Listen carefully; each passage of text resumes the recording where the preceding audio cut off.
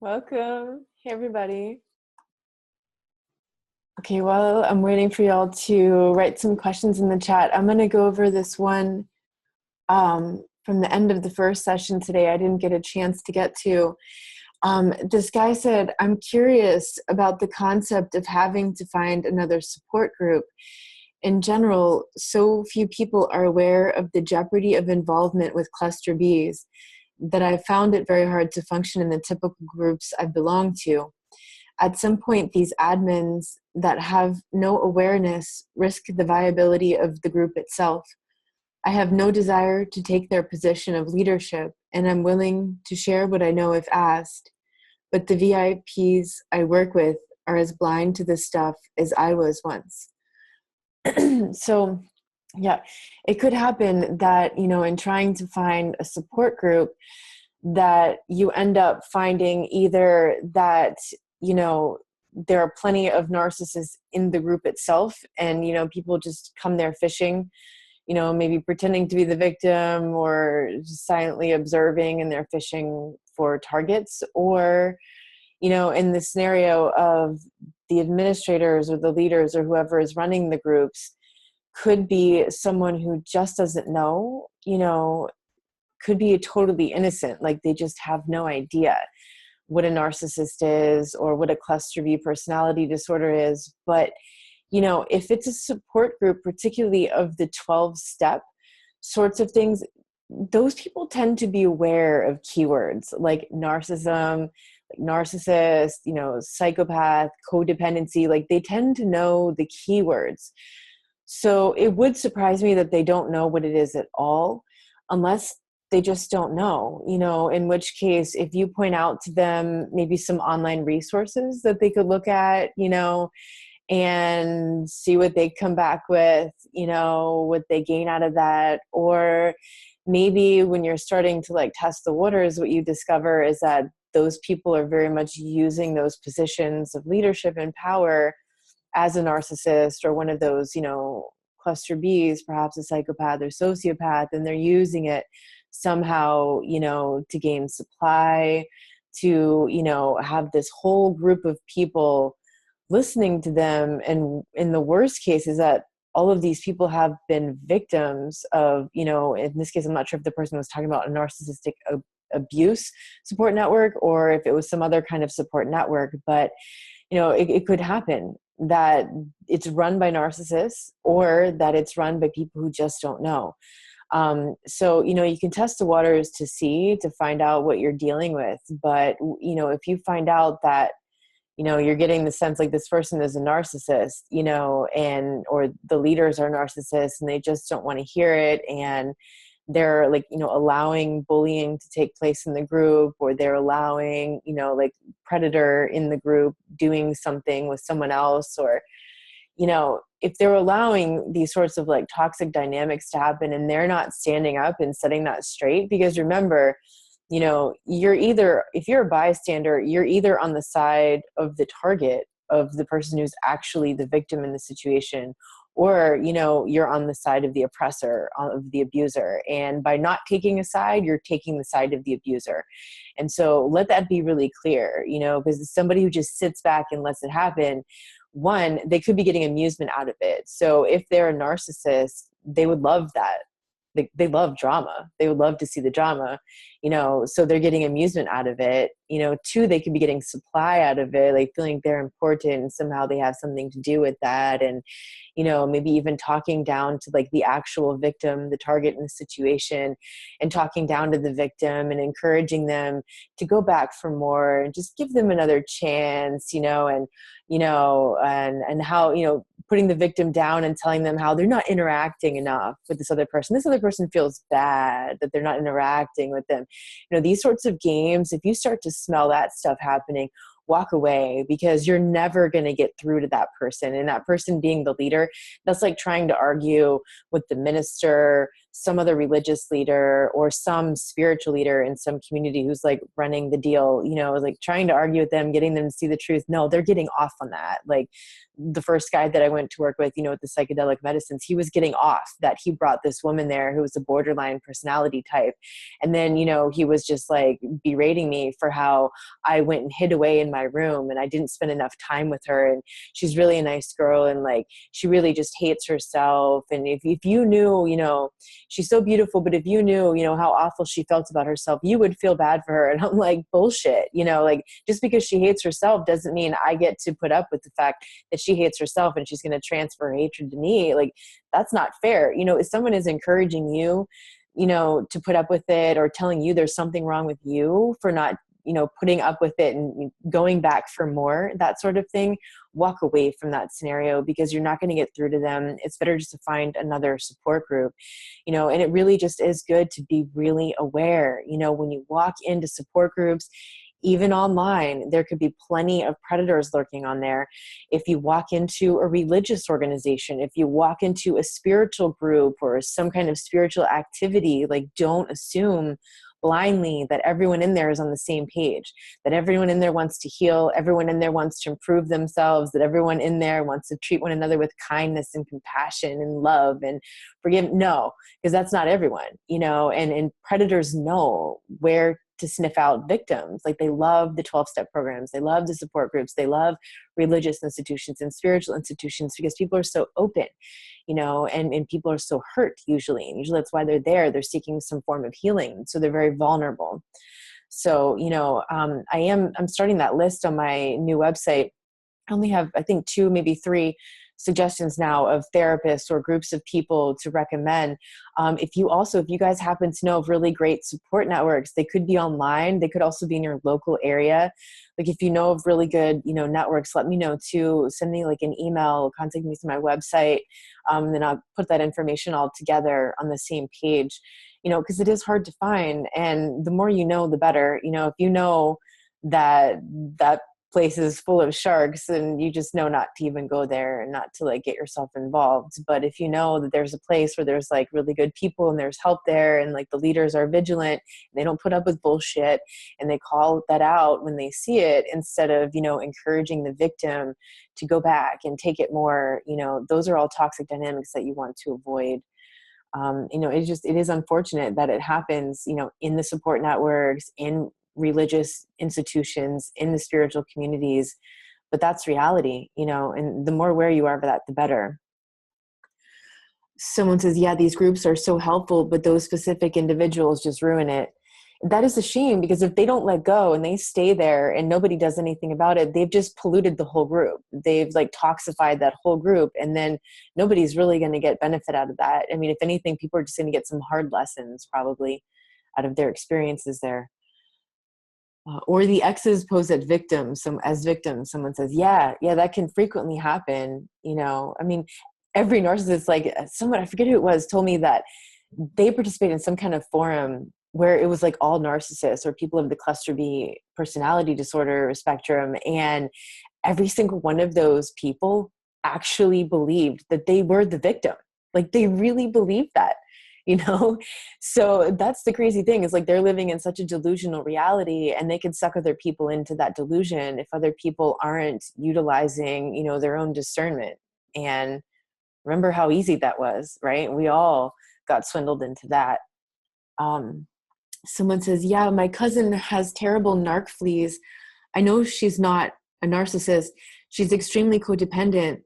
And she just got out of a terrible relationship. I didn't want her to join the support group I'm in because I don't think she's ready.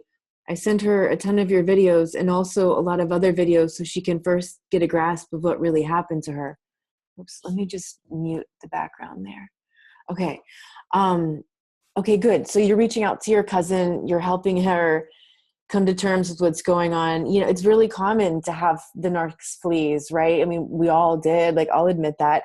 And the reality is that, like, you know, the people that you hang out with, you start to become like them, right? So who are you surrounding yourself with? You're going to start to become like them. First, you're going to start to talk like them. They're going to start to act like them, you know? And so when you're hanging out with narcissists, even when you don't know, you know, you grow up in the narcissist family, you just don't know. You just adopt those behaviors as normal. You know, you used to your mom gossiping about everybody, and then you think that's like the normal thing to do. Somebody comes over and visits you, and then as soon as they leave, you talk shit about them. You know, like if you don't know, that's not a healthy thing to do. You just don't know, right? So it's awesome that you're reaching out to your cousin, helping her, you know, come to terms with things, pointing her, you know, to some online resources. And, you know, when she's ready, she'll be ready. You know, you mentioned you don't think she's ready, like to join a support group and stuff. That's okay. You know, she'll come around when she's ready. It's just really, really awesome that she has you understanding of the situation and the patterns to be able to point that out to her, you know, and to come to her from your vulnerability and say, hey, this is what I learned about myself. And these are some patterns, some similar patterns that I see in you. And it's not your fault. You know, we inherited these in the family, and here's what's helping me. And I'm here anytime. You know, so like, that's awesome. Like that is one of the most amazing things that you can do for someone else. And just keep in mind that, you know, what she chooses and what she does with that information, none of that is your fault. Like if she chooses not to heal herself, if she chooses not to pay attention, if she chooses not to change anything, that's not your fault. It doesn't mean you're a failure. It just means she wasn't ready to deal with that, you know? So just keep that clear with yourself too, that you're doing the right thing by reaching out and offering her this help. And then also, you know, be a healing codependent and be able to walk away and say, okay, from here on, it's you. I'm here anytime you want. But this is, you know, you have the reins of control here. You decide what you want to do. Someone says, the person I encountered started following me on Twitter, Instagram, and it's uncomfortable to have to deal with trying to work on my own issues without this interference. Yeah, you know, that's the thing, is like when these toxic people like stick to you and then they just like follow you around. I think you were the one talking about this single white female earlier, I think, right? That sounds like the single white female behavior is like following you around everywhere, like in real life or on the internet, like joining every group you're joining, you know what I mean? Like friending you, following you on every single freaking thing you're on. It just gets crazy, right? So after you send her that letter, you know, and just make things really clear, and then set the no contact boundary, then go ahead and block all of that. And yeah, it is uncomfortable. It's really unfortunate, you know, and the big discomfort happens when you go to set that boundary, saying, okay, we're no longer going to be in contact on here, you know, blocking them. It's going to be discomforting at first because the person is going to be upset, you know, but understand that you're investing in your long-term peace by setting those boundaries and dealing with the immediate discomfort of that. You're investing in your long-term peace rather than sacrificing your long-term peace in favor of the momentary pacification of the situation, you know, like getting them to calm down, giving them what they want. You know how it is, right? You give them what they want and they calm down for a little bit until the next thing that they want, you know, and they're back at it again. But for that moment, you had a little bit of peace, right? But remember, that was fleeting. It didn't last. So it's better to invest in the long term, deal with the immediate discomfort, set the boundary, hold the boundary, know they're going to be upset about it. And eventually they're just going to have to deal with it because you're not going to move on the boundary. Someone says, I found that one of the admins repeats everything the founder of the group says. She does not seem to have a voice of her own. I don't post in them anymore. I find they have a clique and can be very cruel to some members. Yeah, that's not healthy, unfortunately. It sounds like maybe that one person has a bit of like an idealization of the leader of the group or something.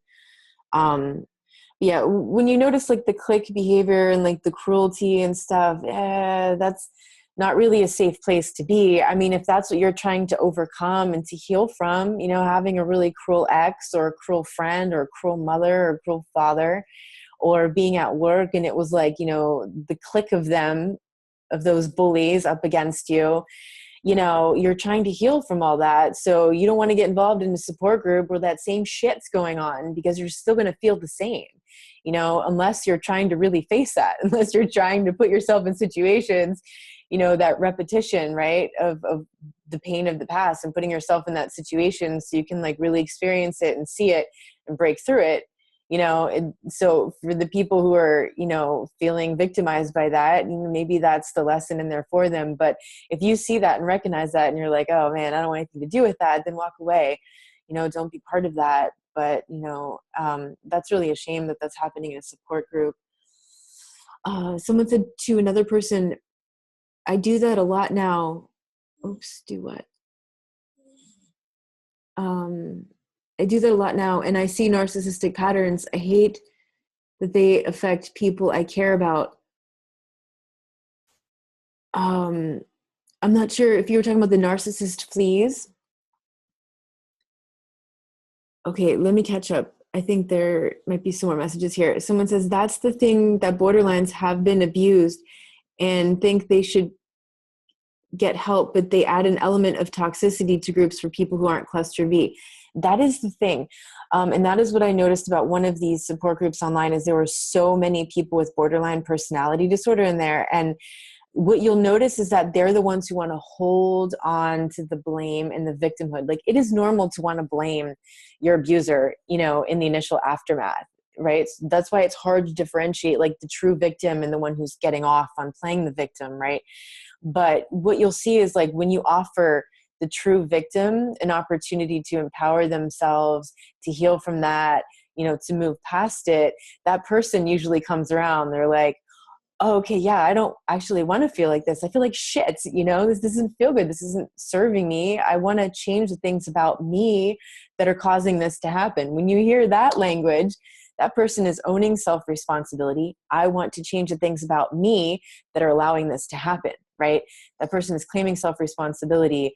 They want to change. They don't want to repeat that situation. Whereas like the borderline personality is really getting off on being the victim. Oh, it's so hard, and these people are just horrible, and poor me, and poor me. And and anytime, you know, anybody says anything, they jump all over that, you know, and maybe they seem very supportive at first when you're, you know, coming out of this and you're like, oh my God, this is so horrible. Like, what happened? Like, I don't know what to do, and blah, blah. And they're like, I know, it's so bad. And like, you know, these people, right? Like, they put their arm around you and like, I know, but they just want to commiserate. And so as soon as you start lifting yourself up out of that, they're trying to keep you back down. They don't actually want you to get out. They don't actually want you to get better. They're going to put you down if you start getting out. It's like the crabs in the pot, right? They're going to start to grab at the crab trying to get out of the pot of boiling water, because they just want to commiserate. They want to keep everybody down there with them in that victimhood. So, you know, when you see somebody really gripping on, you know, to the victimhood about it, take a step back, you know, because maybe it's a codependent who just hasn't got it yet. And that means they're still going to go back for more. And there's probably nothing you can do about that. But more than likely, it's probably one of these types that is like the serial victim. Like, they love being the victim. That's what they identify with. They're the martyr. They're the so-called waif personality. And you want to stay away from people like that. Oh, someone says, found a good YouTube channel called The Little Shaman. She's very good also. Yeah, I like her. I just recently found her in the last month, I think. Okay, so the person from earlier writes privately, I met this overt narc online, the typical type. He did the love bombing and all. I ended the relationship and I'm afraid he might be stalking me, but I have zero evidence of this. Maybe I'm just paranoid sometimes. He was stalking on the forum where we met a while ago, so I left the forum forever. I also changed all the email addresses he had and improved the privacy setting on social media, but I'm still afraid he might have found a way to get information about me. What can I do? He doesn't know my address, thankfully, but from time to time I feel stalked, although I'm absolutely no contact, no people in common whatsoever, anything like that. And I don't like that awful feeling I get every time someone I don't know sends me a friend request on Instagram or somewhere else. Also, I'd like to speak up about these issues online anonymously, but I'm still afraid he might find me and then he'll try to get revenge or something. I doubt he has any actual power anyway. Okay, so it's good that you met this person online. They don't live anywhere near you. So if the creepy stalker type, there's a whole world wide web out there for them to go get their rocks off. So hopefully this person just moves on. You know, I mean, there's got to be so much better forms of supply by now that you've figured it out. And, you know, thankfully, you don't have to worry about this guy in person. You know, hopefully to, you know, you feel safe at home. Like, the thing is, these people, they can go online and they can find, I don't, here in the USA at least, you know, I don't know if it's through the social security number, which is just a ridiculous way of tracking people, or how it works, but there's these online, sites that people can use. I mean, you could basically find someone who's living in their grandma's basement and who has like one cell phone bill and like no credit cards and no utility bills and nothing else. And like maybe they're 40 and they've lived with grandma like all their life. And somehow this site can still find them and find their address and like tell you everyone they're related to who may or may not be related to them or who has once lived at that address or something.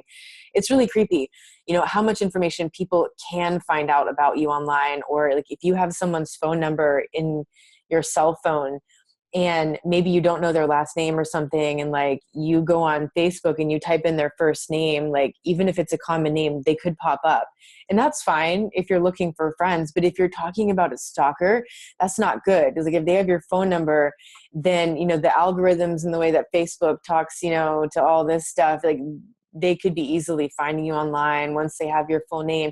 If you post anything on Facebook, about like going out of town or something like this, or, maybe in some photo, he can see more or less where you live or something. Like you just have to take precautions when dealing with people like that. I'm not saying that to make you afraid. I'm just saying that to encourage caution. Like even though this person is online, you still want to be cautious because there is a lot that people can find out about you online. And, even like little things that you revealed to him, because like these like professional psychopaths, like sometimes you could just say one little thing to them and like they figure out the landscape somehow from that because they're just like genius with that kind of stuff. And so, just be careful. And like you're taking great precautions online. Like you left that forum where you caught him, you changed the email addresses, you improved your privacy setting, now, you're double checking the people who are sending friend requests to you. I get that same feeling when I get a friend request from someone I don't know. And like, I don't know if maybe they saw a video of mine or something, they figured out who I was and they just want to friend me because they want to follow me. But like, I go to like look at their page and like maybe it looks like they just joined a few months ago, and then that makes me even more nervous. But then I think, well, it could also be somebody who was a victim of narcissistic abuse, and maybe they created a new Facebook profile because the other people had, and now they're starting over. And so like I have a little bit of paranoia about that too. I generally prefer that people send me a message like, hey, you don't know me, but like I saw, whatever online, just wanted to be a friend and follow you, then okay, right? But I also have a lot of trepidation about that. I usually don't just accept random messages unless I can verify or I see that person has people in common or something like that. So yeah, do be cautious. I do think you're handling that really well. You're taking a lot of really good precautions around that. And yeah, having no contact is definitely key. And, I don't know how long ago this happened either, but hopefully, with the whole World Wide Web out there, hopefully he can just move on to like plenty of other people to stalk. Cause like it does get boring for them. That's why no contact is so powerful, because you're taking away all their power. They got nothing over you if you don't respond to them. They can say all they want. They can write to you all they want. And they got nothing if you don't respond to them, which is why you don't even want to read it. Because if you read it, you might be tempted to respond, right? It's best just not to read it. And it's not fun for them. Like they're looking for amusement. They get a thrill out of that. They get a thrill out of drama. They get thrill out of someone else's suffering and discomfort. So if you don't give them that, they're not getting any thrills. They're not getting any amusement, and they're going to have to find that somewhere else. So trust that he will move on if you keep that boundary, and keep staying strong. And I think you're taking really great precautions. And, I think those are normal fears that you have. It's not necessarily paranoia. Like there are real reasons why you are afraid of that. Possibly you met someone like that before, but also you've seen his behavior. Like you see what he's capable of and the stalking and all that. And that would make anybody nervous, and afraid. But this guy should be finding a new supply because you're not giving him anything. And good job. Yeah, the last thing she said, I doubt he has any actual power anyway. Yeah, especially the cyber bullies, like people who hide behind the computer screen and bully other people and stuff. Talk about powerlessness. Like that person has a serious issue with powerlessness because they're hiding behind the computer, bullying people, abusing people, manipulating people behind the computer screen. Like they don't even show up face to face and do it. They have no balls. So you're in the position of power because you went no contact. The person from earlier says, yes, she wants to cling to me so bad right now. This is the cousin, I think. And I said to her, I'm here and that I understand, but I told her she is strong and she will become stronger by trusting herself and doing her inner work by herself. What I mean is she needs a healthy balance of people who have been through this and observing her own feelings. It's really hard to explain to her that you have to feel it to heal it. Amen. You know, so, okay, so that's good. The fact that she wants to cling to you means that she wants the information that you're giving her. So she's ready to hear it. She's ready to start to look at it. And it's good on you for not letting her cling so hard, to encourage her that you'll be there, you know, to offer the understanding and remind her that she is strong. That was a great job. And that she'll become stronger by trusting herself and doing her own inner work. Way to empower her. Good job. Good job. And yes, it is so true that you do have to feel it to heal it. Like, that's the thing about trauma, is trauma only survives in the darkness. It only survives in what's hidden. So when you bring it up to the light, meaning you really look at it, you really observe it, because the moment you start to observe it, you're participating in it, and hopefully in a new way, you know, rather than reinforcing the old trauma, looking at it from a different perspective. So it starts to shift, but also like truly experiencing it and feeling it.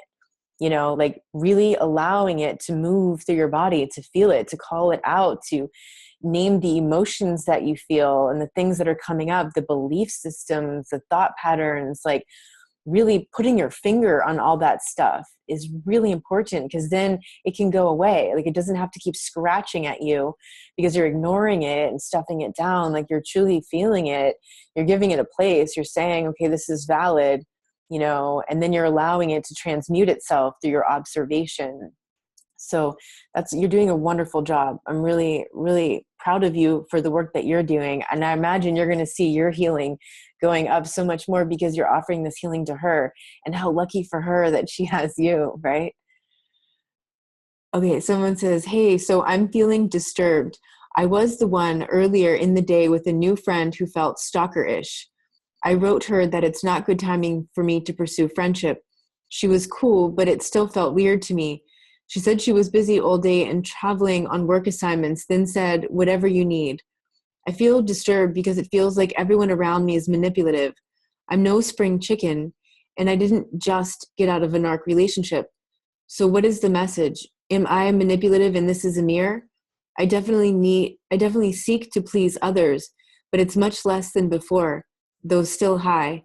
I don't do things for others to buy their favor, and I don't rescue people. I do hide my needs behind my Facebook wall and speak out for injustice. If it's not me, then maybe the manipulative types are coming forth because I'm still learning the lesson of saying no to stuff of lesser and need to keep aiming higher for myself. Okay, so usually what we are attracting is the mirror opposite, right? So usually what you're attracting is the person who's doing the exact opposite thing as you are. So, you know, if you are people pleasing, you're going to find someone who demands that you please them. Do you know what I mean? So it's the complement, it's the yin yang. It's not the exact same thing, but the yin yang.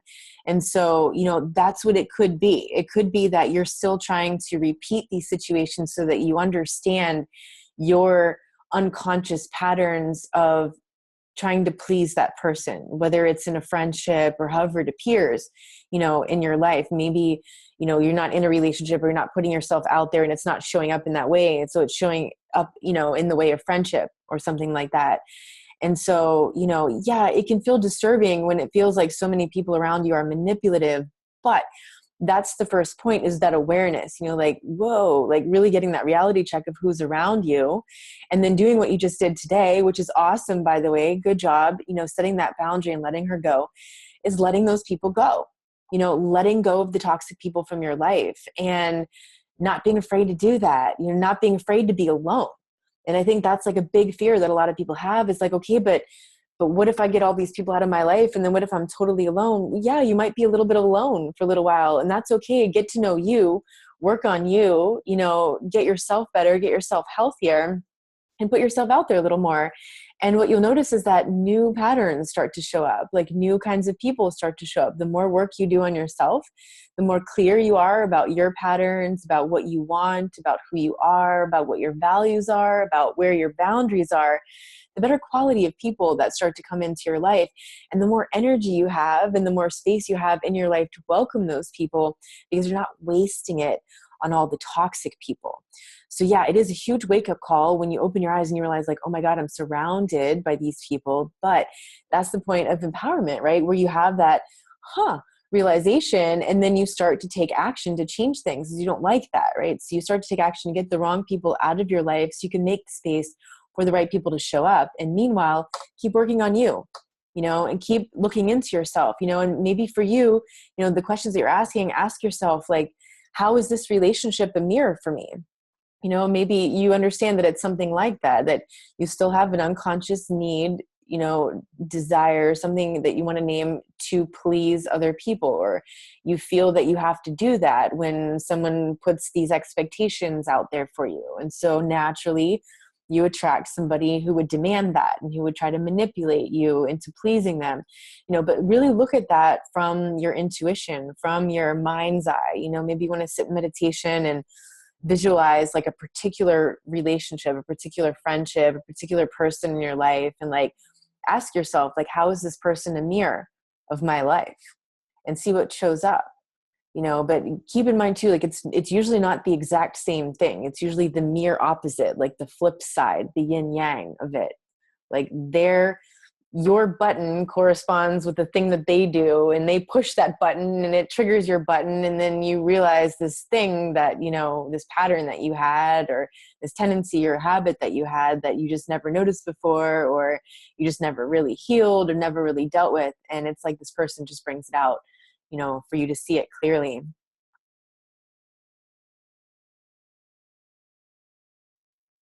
Also you said you're still learning the lesson of saying no to stuff, and that's good. So maybe that's the lesson right now, is saying no. Maybe right now you're saying no a lot more than you're saying yes. And that's okay. For this period of time when you're like deciphering, like you're making decisions. A decision means to cut away, right? So right now you're cutting away all the things that don't belong in your life, all the toxicity, all the toxic people, all of your own, unhealthy habits of behavior that are welcoming that, right? So you're making the decisions to cut that off. You're saying no to those things. You're saying no to people who are trying to get you to please them by doing what they want, right? So that's awesome. That is the antidote to people pleasing, is saying no. Learning you have the option to say no, and say no when you don't feel good about it, and if in the moment it's still hard for you to say no, then tell a person something like, let me get back to you on that. Like if they ask you to do something, right, and you're like not really sure, you're not really feeling it, which by the way, now when I make decisions, I'm like, the answer is either hell yeah or no. Because if it isn't hell yeah, it's probably not a yes. You know what I mean? And sometimes you just need a little bit more time to really feel that, to recognize that you don't want to do that. And it's better to tell them, let me get back to you on that. And then take 24 hours, to get back to that person, email them, call them, text them, whatever, to give them an answer on that. But that buys you time to really sit there and feel. We talked about in the first session today, the feeling being your barometer, your intuition, your truth, right? So really feel that out. How do you feel about doing this thing for that person? Not so good. I feel really exhausted and tired, and I feel taken advantage of. Okay, that's your answer. Say no, and you don't have to give them like a big explanation. You don't have to feel like that. I mean, you could be home washing your hair or surfing Facebook. It's none of their business really. When you say no, and that's it. And so, yes, that's awesome. Keep working on that. Someone says privately, do the social media test. Sign out of all of your stuff. Then try to find yourself on social media. If you can easily find yourself, change all of your social media settings. That's a great suggestion. So like some of them like Facebook and whatnot, they'll give you the option, like, do you want your profile to turn up in a Google search for your name or something? And you can toggle, click that no or whatever. That's an excellent idea. Sign out of everything and then see what you can find about yourself. Someone else said it's safer to lock all that stuff down. Yeah. I think sometimes the fear is like when you want to lock it all down, but you just don't know because it's so complicated, like all the privacy settings and whatnot. That can be a little mind boggling. Someone also says, I did this for Facebook, LinkedIn, Instagram, Twitter, you name it. I checked it. It's important for your career too. Yeah, that's probably true. You know, just to eliminate on how much of your personal life potential employers and whatnot can get involved with. Someone says, I realize that there are certain people who I consider a friend and I know they mean no harm, but I feel like they like me as a friend because I'm a good listener to them. When we meet, they talk the whole time. And when I'm asked how I'm doing, they barely let me talk. Would they be considered a narc? Possibly. It could just be a selfish person. It could just also be a codependent person who's so unhealthy. They're so surrounded by narcissists and they never get to talk and nobody ever wants to listen to them. And so you happen to be the listener friend. And so like, they're just like ecstatic that you want to listen to them and they want to talk to you because nobody else is listening to them. That's one possibility. But generally, you know, when someone just like talks and talks all the time and just like always expects you to listen to them or be there for them, that's usually narky behavior, you know. So be cautious. Are you feeling exhausted? Like that would be the litmus test here. Like, how do you feel after you leave there? You know, you hang out and you listen to them. Like, does that elevate you? Is that something that makes you feel good about yourself? You know, and then you feel good afterward that you listen to them, you help them resolve something. Or is it that they're truly taking advantage of you and you leave there feeling exhausted and you're like, oh my God, I can't deal with this one more time. And I really feel like they just don't give a crap about me because they never ask about my stuff, or we talk about my stuff real quick for like a second so that we can get to their stuff. And then we talk for like hours about their stuff. That's not healthy. That's unhealthy. So if you always find yourself in that role of the good listener, you know, take an inventory there, do a little bit of a litmus test, you know, and see like, are you getting something out of that? Because that was the hook for me. You know, I used to get something out of that. Like when people would reinforce that I'm a good listener, I felt better about myself. I felt good about myself, you know. And then what I realized though was like, I just kept just letting them drain my energy. Like it's one thing to be a good listener and it's another thing to have a very imbalanced friendship or whatever ship with the person who is always doing all of the taking and you're always doing all the giving. Because if you're being the listener, you're doing the giving, you know, even though it's the passive form where you're receiving, you're still doing the giving because you're holding the space and you're listening to them talk about themselves, right? So just, you know, your feeling is your barometer. How do you feel after that? How do you feel during and after that get together? And if you're not feeling so good, then you probably need to set some new boundaries. Someone said to that person, I experienced this with someone who later turned out to be a narc, but also with others who simply couldn't listen or were not interested in listening to me, but wanted me to examine their issues and offer solutions. Yeah. There can always be people who are just looking for someone to listen to their problems and to help them without going to professional to pay them, you know? So maybe you make a joke. Maybe it's innocent. They're not really narcissistic. And maybe you make a joke like, you know, I charge $100 an hour, just saying, and just see what they say. You know, like I had a friend who was like a borderline type and he would always call me for hours and hours on end to talk about his stuff. It was always just on and on and on about him. And at the very end of these conversations, you know, he would be like, oh, thank you so much. I feel so much better about myself. And of course I felt good about myself, you know, because he says that. And then he's like, you know, maybe I should pay you, you know, how much you charge an hour? I'm like, that'll be $150. And he's like, just kidding. I'm like, yeah. Right. So like, they don't take it seriously. You know, they just see you as someone who they can just like dump on or use, you know, as an ear to listen to, or maybe you're someone who like is really good at problem solving. And so they always come to you to solve their problems. You're always working out their problems for them, you know, really just take a look, like give and receive, you know, how balanced is this? How reciprocal is this relationship? If it's not reciprocal, it's not healthy. You know, there may be particular times in someone's life too, where they need more listening than they can give to you. You know, maybe they just got out of one of these relationships or some kind of devastating situation, or someone just died or something really awful just happened. And It's like, that's everything to them right now. And they really can't function on you. Like they can't listen to you. Like they're just trying to work this stuff out and they need help, and maybe they don't have professional help. So they go to you, and that's a different situation. That's just somebody in a period of time. But if you're talking about long-term patterns, like this is the pattern of the friendship, or this is the pattern of the relationship, that's not a healthy pattern. Someone says, I need to be alone to heal. It wasn't easy. It was very lonely and painful at times, but now I know it was necessary. Someone else responded to her, I agree. It's surely better than spending time with toxic people or naive, blind people who are always like, everyone is good and you're hypersensitive and overreacting. Right. Right. So that alone time can be really beneficial. Embrace the alone time.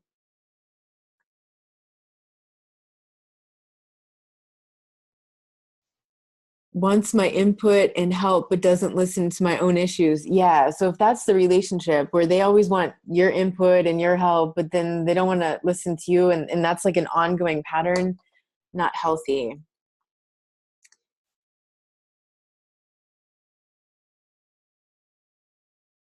It became a job for me, so I quit. I was way underpaid. I have other people who are also willing to listen and are happy to do so and are not narcs. Yeah. Yeah. When it starts to feel taxing and like a job and you're not getting paid for it, no. Someone says, I have ADHD, so sometimes I come off as rude and that I'm not listening, and sometimes cut people off, but I don't mean it. I try really hard not to do this. Right. That's a different situation, where you're just like excited to like jump in or something, but you're probably still paying attention to what they're saying. Yeah. But it's good that, you're becoming aware of those patterns and you're trying not to do that as often. That's also a whole different situation, than the narcissist who's just like, just taking, and seeing that person, simply as an object who's going to do what they want. To that other person, she says, my friends will tell me when I do this, and I'm so grateful. I always say, oh, geez, sorry. And I slow down a bit. Sometimes I just go in a conversation, and good friends always help me to slow down. Yeah. See, that's a different situation. That's not a narcissist, right? Because like people are telling you feedback and you're like, oh, sorry. Like that is me. You recognize your pattern, you admit your pattern, and then you make an effort to make changes about it, So that's awesome. If you to the other person who asks, about these friends who just want you to listen to them, if you point it out to them what happens, the imbalance, or even in a joking manner, if you say something about how you're always listening and they don't seem to listen as much, or they don't seem, to give as much, or whatever, however you want to phrase that, see how they react too. If you want to test the waters, but you probably already have a sense of that. I know the difference when someone is possibly not connected at that moment and a person who just wants to talk about their life only. Yeah. Yeah, that's a selfish person. Somebody else said, oops, it just jumped here. Yeah, I think they are self-absorbed, but we do a lot of volunteer work together. See, that's the tricky thing, though, is that you can often find narcissists even in work like that. Like, you can assume that people who are volunteers or doing, charity for humanity or the planet, that they would be like genuine people with caring and empathy, and that's not always the case. Sometimes you have people leading those organizations who are narcissists, or something on that cluster B spectrum. They just get off being in that position, so be cautious even in those kinds of situations. Don't assume that everyone who's volunteering is, not a narcissist, not some kind of self-absorbed person. It seems like an oxymoron to see a narcissist in a volunteer position, but if you think about how they could be using that position to get what they want as some form of supply, then it starts to make sense. Someone says, I personally had a hard time noticing who was just full of energy and who was just rude as hell and didn't care about listening at all. I see it now. Good point. Yeah. Yeah. Um, Someone says, my former narc best friend used to pretend to listen to me. It went like this. She talked for hours. I tried as hard as I could to help her. And when there was finally some time for me to talk, she'd say cliches like, there, everything will be okay, and crap like that. In her mind, we were helping each other. Now I'm out of a 3-hour a day job. Plus, I don't get punished for not helping well enough. Good job. You saved yourself 3 hours a day of that, plus how many ever hours after that of energy that you didn't have, because you had invested so much energy in that person. You just felt so depleted and exhausted afterward that you couldn't be productive or even really enjoy, your time that night. And yeah, and now you don't get punished for not helping well enough. Yeah, when you hear that kind of stuff, it's like some of these narcissistic types, particularly the ones who like to gossip, and particularly the ones who like to disguise, their gossip as concern for other people, they're the ones often that they're not saying anything real and authentic in response to what you're saying. They're using these kinds of cliches like they're there, or everything will be okay, or oops, it just bounced.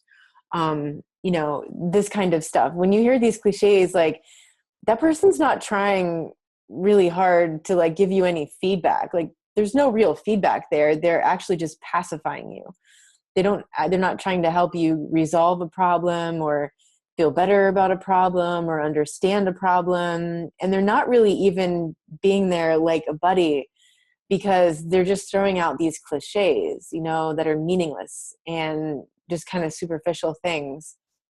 So beware of that when you hear that kind of stuff. If you get the sense that someone is just not really listening to you, but then they say stuff like that, and on the surface it seems like they care, you really want to look deeper into those situations. And when you really start to look deeper, and by looking deeper, I mean feeling deeper. And you can even do this on the phone when the person isn't there and you're talking to them, and you just get this feeling like there's no connection. They're not plugged into that. Like, maybe they're doing something else while they're listening to you, or maybe, they're just doing, who knows what they're doing. But when you get that feeling like it's not connected, like they're not really there, it's just this superficial, seems like they're there, but they're not really present. Like, you can feel when someone is present.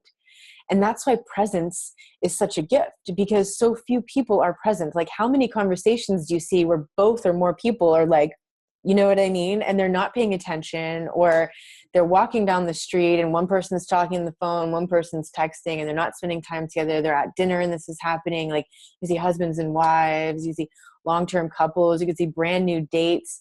You go to any random bar and look around the bar and see the people coupled up, and watch them, they're into their phones. Like, who's really present? Who's really there? Who's making eye contact? Who is like engaged with the other person? Who is like really feeling the other person and so fully present in themselves in the moment that they can do that for the other person? They're not just distracted by all the other things that are going through their mind, or all the other things or people in the room, and looking around the room. Like, how many people in your life are actually present when you talk to them? Are you present when you talk to people? And like, let that be a good reality check for you, and start checking in on that when you hang out with people. Like, start with yourself. Like, how present am I in this conversation right now? And be honest. Like, scale of 1 to 10. Well, right now I'm like a 6, like that thing just happened at work and that's really on my mind. Okay. Like, I really got to deal with this so I can be present here. What can I do right now to deal with that so that I can be present right here for my friend, or for my partner, or for, whomever? And then ask, the flip side, like, how present is this person here right now with me?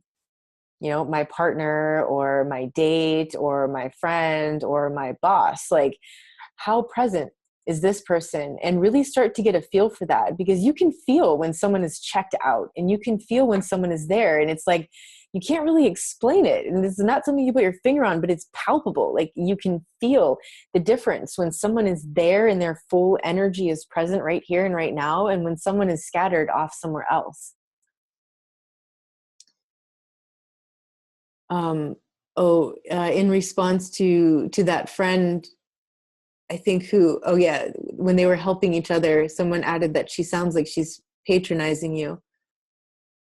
Yeah. Okay, so the person from before, ending the friendship with the single white female character. Thanks for your answer and help, Meredith. I have to say, I feel very low tonight and right now.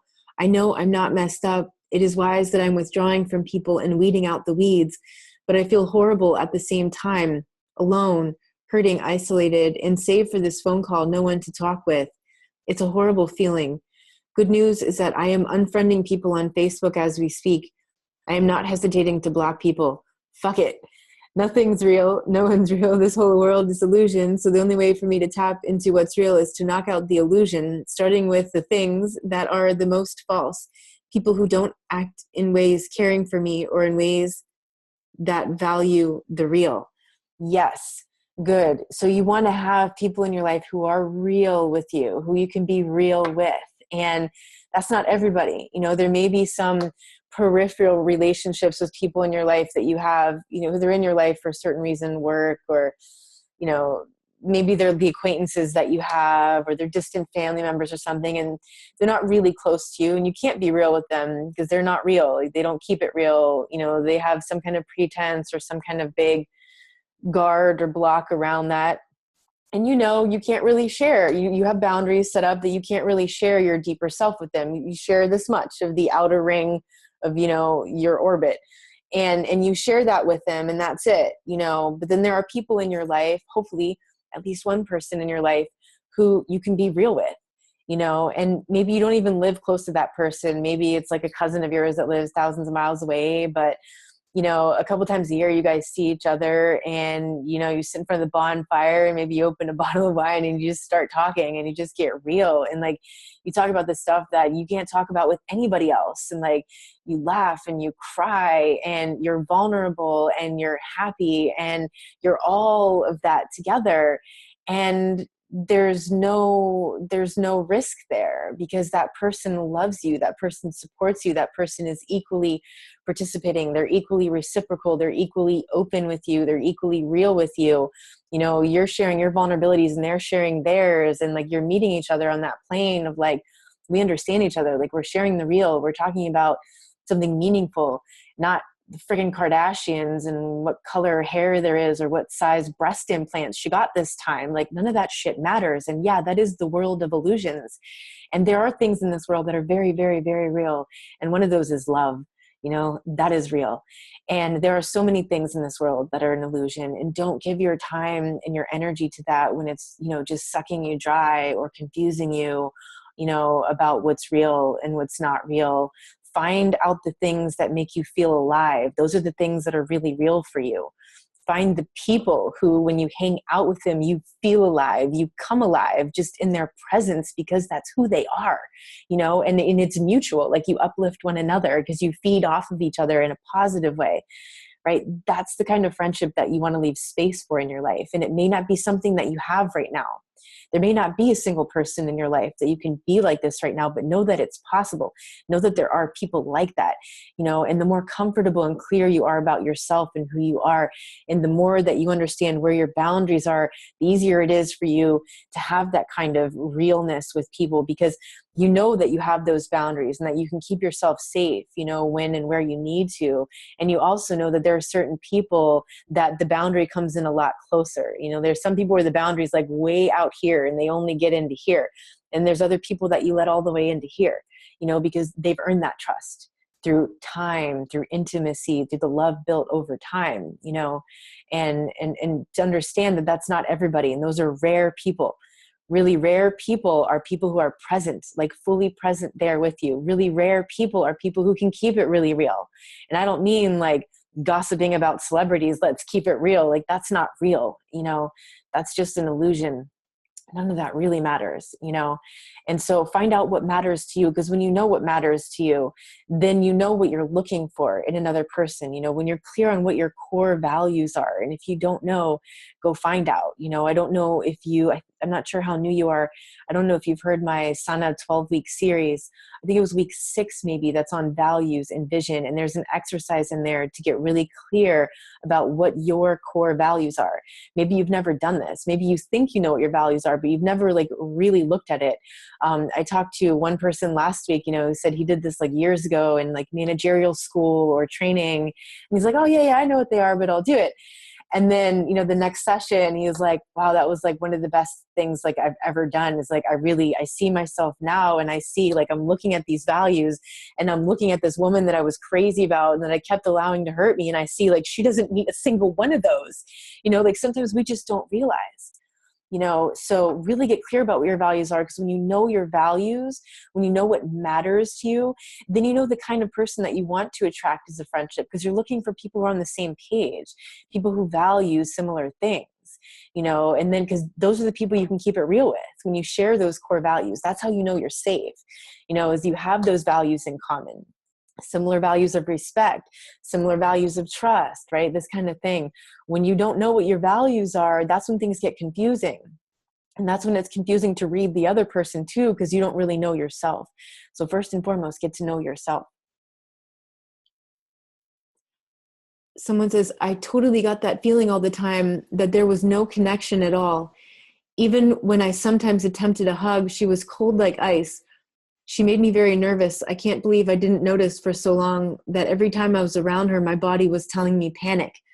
Right. So good. So now you recognize it. Now you see how your body was trying to communicate that to you. Like when you feel really nervous around someone, sometimes, when you go on like a first date or something, right? Like everybody's nervous, right? But when you see a person over time and you still feel nervous, like you're walking on eggshells, or like you go to hug them and you're second guessing yourself, like, should I have hugged my friend?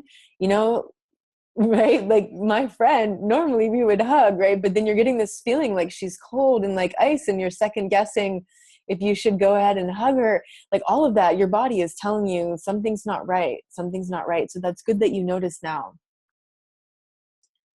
Someone says, I noticed that the more truth and realness I'm able to open my eyes to, the more I see how disconnected a lot of the world is, and how people just don't want to talk about the real issues. Exactly.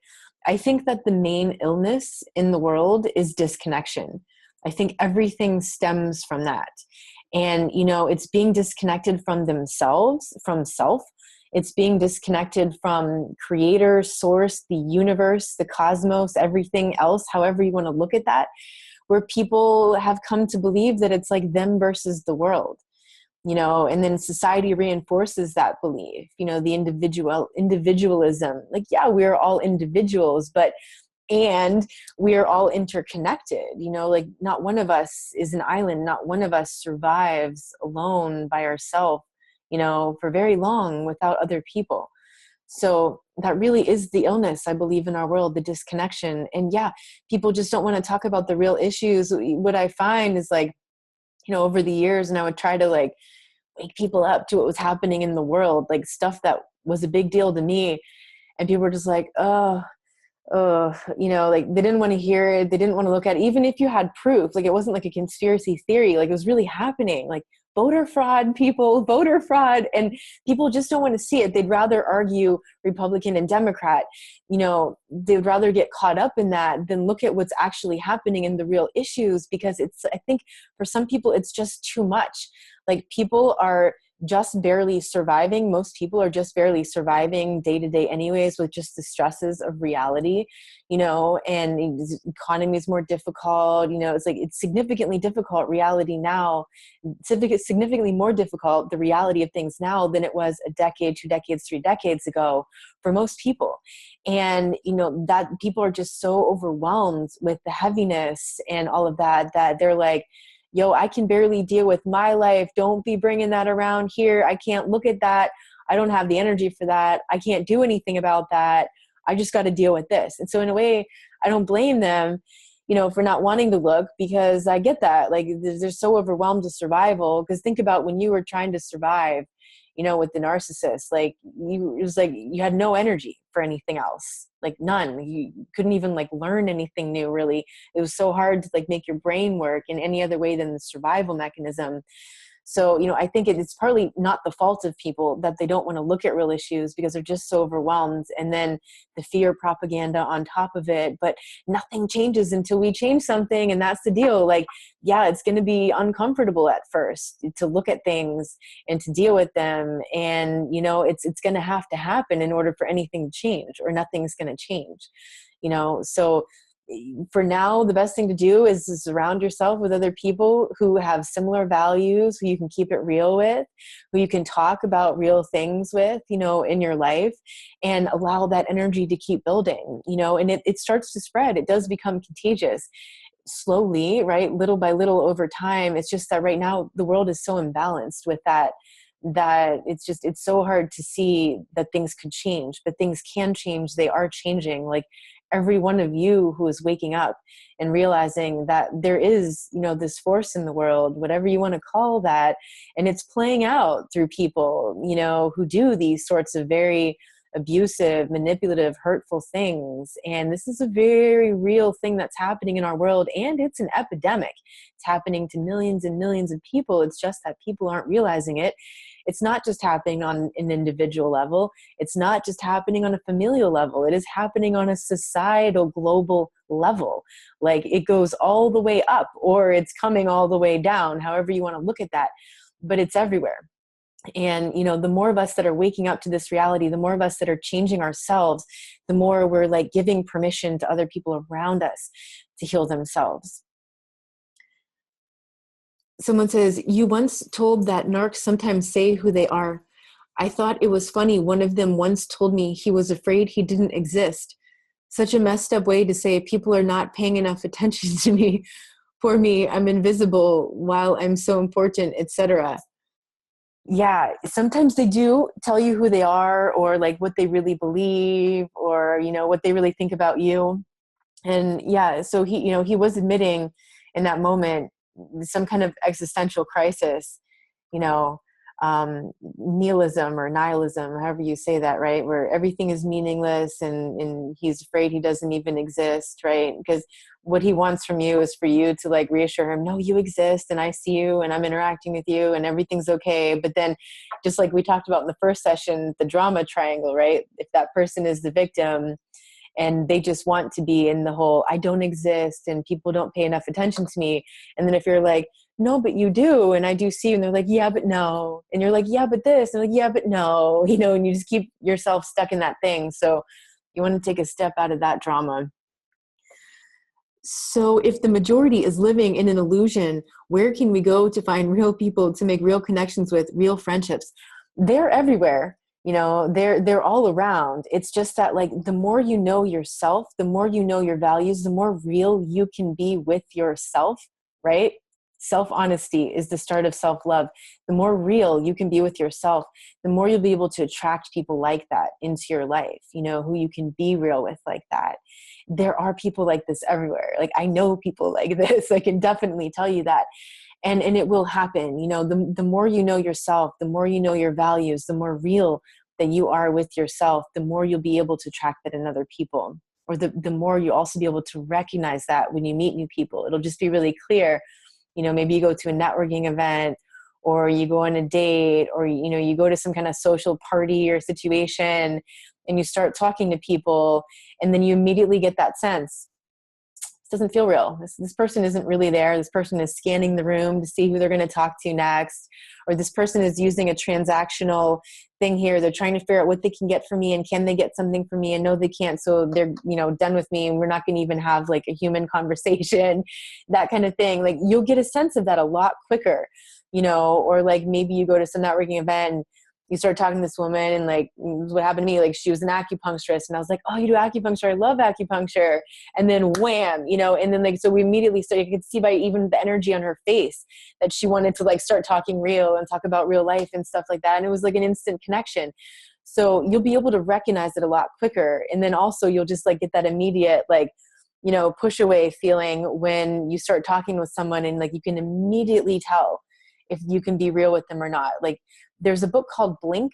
It's written by Malcolm Gladwell. He wrote some great books, but this book, Blink, is amazing because he doesn't really use the word intuition, but he's describing this phenomenon of how within like the first like 2 minutes or even really like 30 seconds, we know more about a person than we would know if, for example, the example he uses is like, you know, if you were to be given the key to someone's apartment and they weren't there, and you can go in that apartment and you can look at everything and see everything about this person and deduce who you think that person is from their apartment. Turns out it actually, all of that just confuses you, you know, like, or even going into online dating and like you read the whole profile and the questions that the person answered, and all of that can just confuse you. You know, when you meet that person in person within the first 30 seconds to 2 minutes, something inside you knows this is a go or this is not a go, or this is a go for now. Let's like see how this is going. Like, let's check this out. This feels pretty good right now. Or you get that immediate like, or maybe you override it and you don't really listen to the feelings. So you keep hanging out longer, you know. But generally, if you look back, and usually again, the vision in retrospect is so much clearer when you look back to people, you know, who you realize were not real, right? If you allow yourself that opportunity to look back to the very beginning, in the very initial stages of that friendship or that relationship, and then ask yourself honestly, what were the signs? How did you know that that person wasn't really aligned for you? And maybe you're like, well, I didn't see it, but I would encourage you to really look more deeply into that, because you probably did. Like, probably at some level, you probably just denied it or stuffed it down because of whatever the person was saying or doing, or whatever you had in common or whatever, but you probably did sense that. You know, we all have that sense. It's like a birthright that we have. It's just that the rational mind can override that primal sense that we have. Someone says, right, they just don't want to talk about the real issues. They get all scared, and it's not like that. I'm sure whoever didn't mean that. Oh, right. When you're talking about someone having hurt you, right? It's not like that. I'm sure they didn't mean that. I'm sure they didn't mean what they said or mean it like they said it. Or when they're trying to get you to give them the benefit of the doubt, but you know the reality. Yeah. But I think I haven't met the real people yet because I was too busy trying to please narcs. I think in time they'll show up.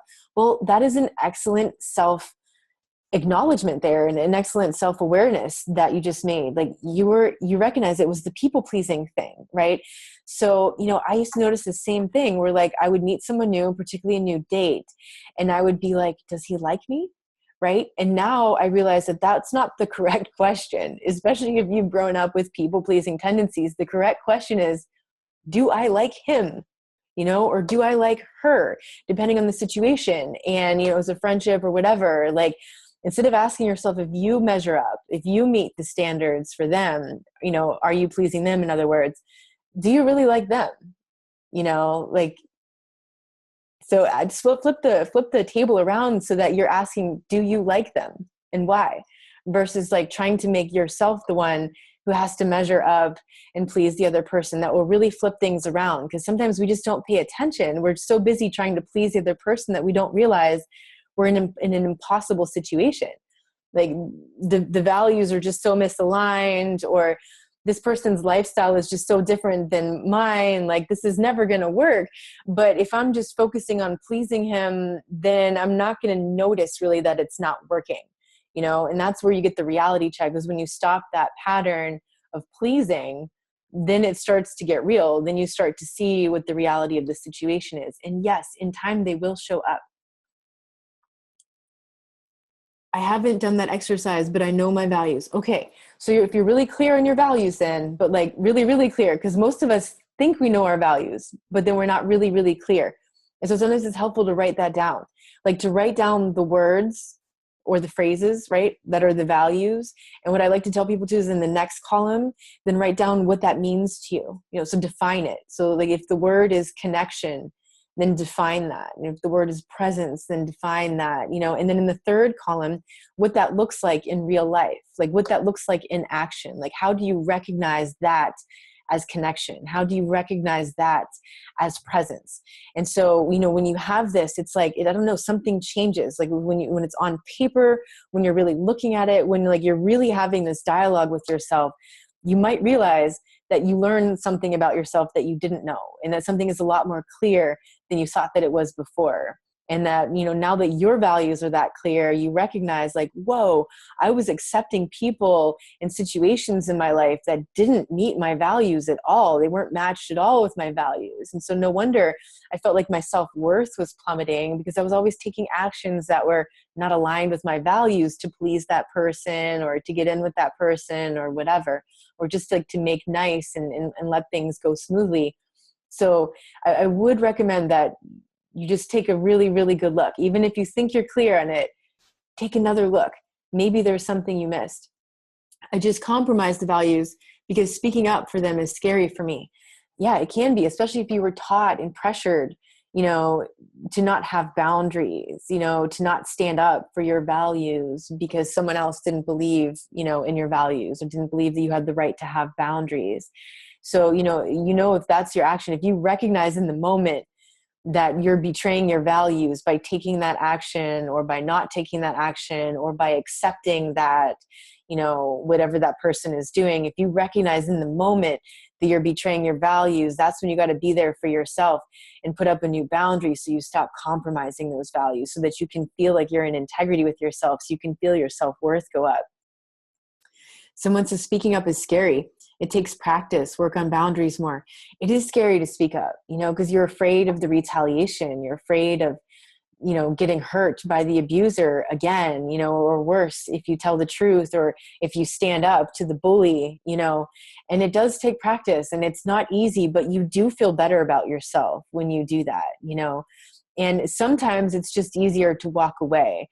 Sometimes you have to stand up in the moment and then set the boundary to walk away. Sometimes you just have to stand up once and that person backs down, you know, and sometimes it's just too dangerous to stand up in a situation, and it's best just to walk away and stand up tall within yourself and recognize that, you know, you honored your value, that you honored your self-respect by walking away, by not continuing to stay in that situation and giving that person what they wanted, or, you know, dealing with the wrath of, you know, their aggression or violence. You know, it could be physical violence even if you don't do what they want. Like if you're with a person who's physically aggressive, it could be dangerous to stand up for yourself. And usually it's easier just to sneak away. You know, sneak away. Like, don't tell them you're leaving. Don't tell them you're moving out. Don't make a big deal about anything. Leave when they don't know it's going to happen. Because, you know, if that person already has a history of physical violence, there's no predicting where that can go. Someone says, we have such a sense of awareness after our experiences in the narc relationships. I'm constantly finding my gut instinct goes off a lot around people. Good. So now, you know, you're starting to trust that gut feeling. Like you're getting that message a lot clearer. You know, you're meeting new people and the gut's telling you, right? And that's one of the blessings that we can take out of this, is like the opened awareness. You know, you're no longer naive. You're no longer innocent and naive, you know, like some brand new creature on this planet. Like you've been around now, you know what's out there, you know what exists. You don't have the rose-colored glasses on anymore. And now you're much more aware moving forward. And that's healthy. It's good to know that. You know, it's not healthy to have this like new age belief of everything is exactly as it should be and don't take any action, just let it be and just accept it. And it's like, no, that's like half of the truth. You have to take action, you know, accepting the truth of the situation and then take action to make it right. Like, don't just accept that this is just going to keep happening and happening and happening. You don't have to allow that to keep happening. Someone else says, I feel like the more connected I am, the louder and stronger my intuition becomes. Exactly. The more connected you are with yourself, the more connected you are to the universe or to God or your creator, however you want to look at that. Exactly. Connection. Someone else says to the other person, yes, my instinct is fine-tuned so much that it won't register with others who don't have the same. And yet I've been doubting myself versus self-honoring. I'm changing that. Good. So, you know, for you, the problem is not that, and for most of us, right, the problem is not that the intuition wasn't working. You know your instinct is telling you. It's just that what happens is that you weren't taking the action to back it up, right? Because probably your rational mind got in there and it started planting doubts and rationalizations and blah, blah, blah. And then it confused you, right? I caught myself doing that all the time. I don't do that anymore. You know, so listen to that intuition, take action on the intuition, you know, versus getting caught up in the rationalization. Because as soon as the mind catches that, if you give your mind an opportunity, it will come in there and it will just talk you right out of it, or it will minimize the relevance of whatever intuitive feeling that you had, you know, and somehow have you thinking something else. Someone says, I was wondering, same thing, church, bars. Same thing in terms of finding narcs. Yeah. Yeah, pretty much. You can find them in a church. You can find them in bars. You can find them in 12-step groups. You can find them in support groups. You can find them in spiritual communities. You can find them everywhere, everywhere. And, you know, it's really good to be aware of that.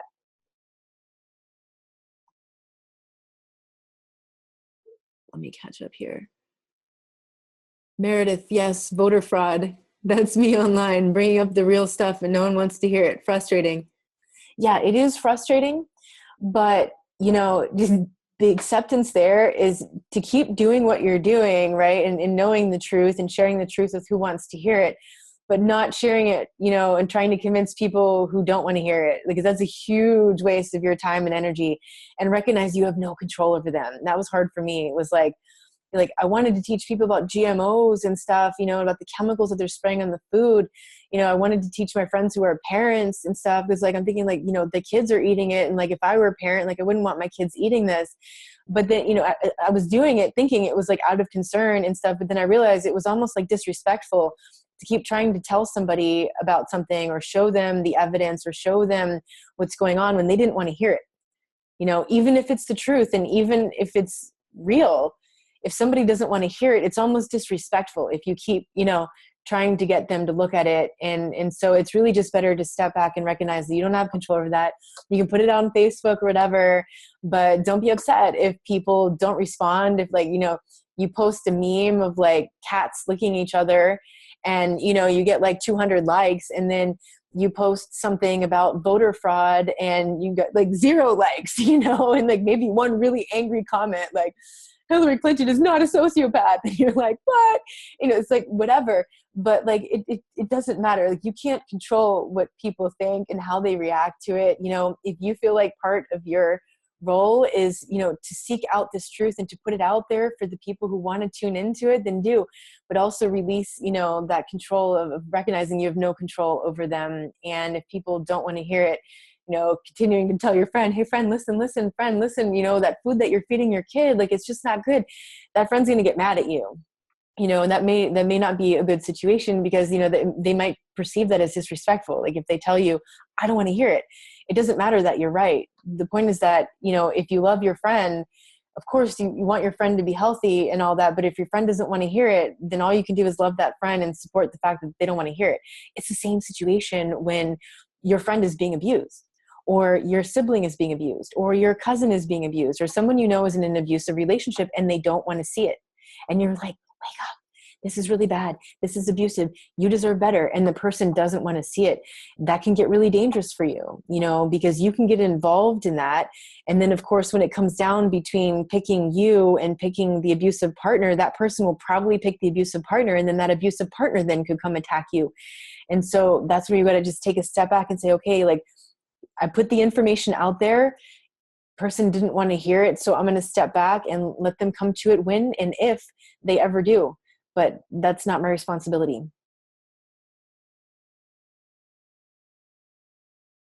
Someone says, it's so true that there are real people in the world. The thing that feels weird to me as a codependent is, why are they not love bombing me? They must not love me. But no, that's not true. I had a good exchange with that person. Therefore, there is so much better potential for a healthy relationship. Yeah, there are real people in the world, and they don't love bomb. They don't flatter you. They might give you a compliment here and there, you know, but they're not going to be like all on top of you kind of thing. And so that is one of the things to adjust to, you know, after having spent a lifetime perhaps of just being surrounded, you know, in every form of relationship with narcissists, and just not even knowing like what a healthy dynamic is like, and how like that initial love bombing thing is not actually a healthy thing. And it's not actually what healthy people do. And that's actually a good thing. And so, yeah, it just takes some getting used to. I talk to one of my best friends every 3 months, and it doesn't worry me. We are both busy living life. I don't love bomb her, and she doesn't love bomb me. But when we hang out, we can talk about anything. Some people, however, think that is weird. My narc did. He said, how can she be a best friend if you talk to her only 4 times a year? I didn't know how to explain it to him other than to say it just feels right. Yeah, for sure.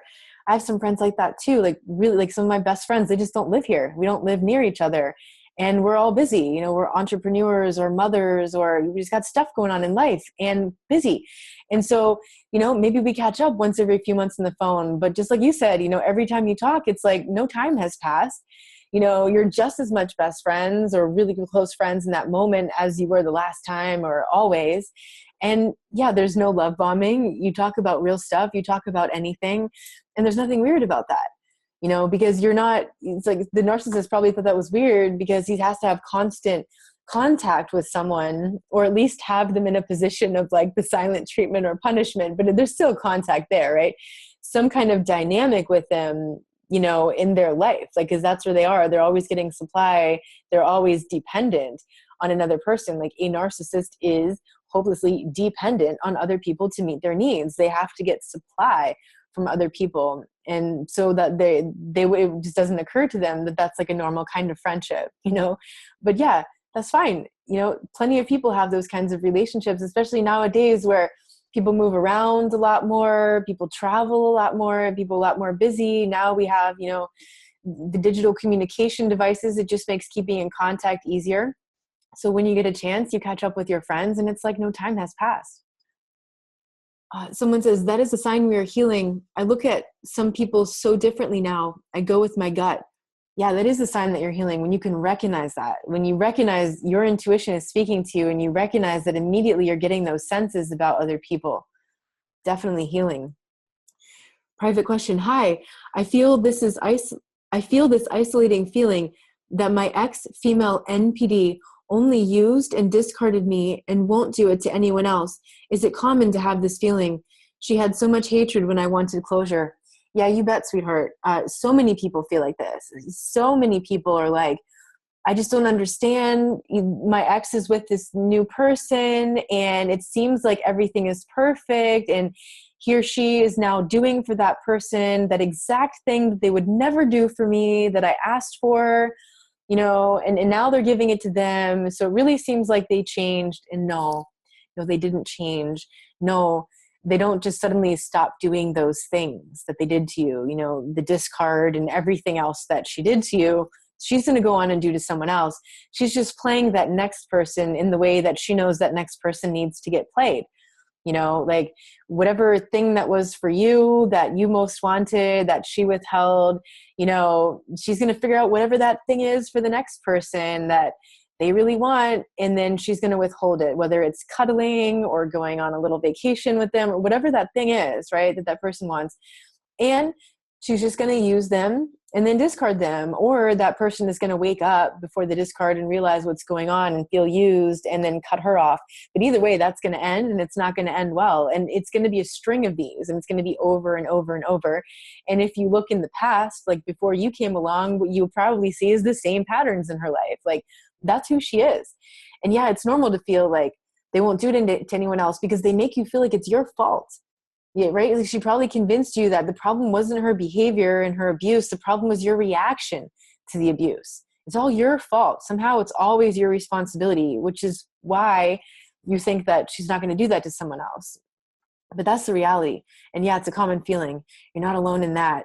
And so I hope that helps you to understand that you don't need to feel so alone there. There are a lot of people who felt that way, probably like just about everybody, you know, and yeah, you know, when you want the closure and they just come at you with hatred because you're leaving, or hatred because you wouldn't give them what they wanted, or, you know, whatever they come at you, whatever manipulation tool they use and the emotional, you know, instigation and all that. And you're just trying to get closure, but you never get closure with them.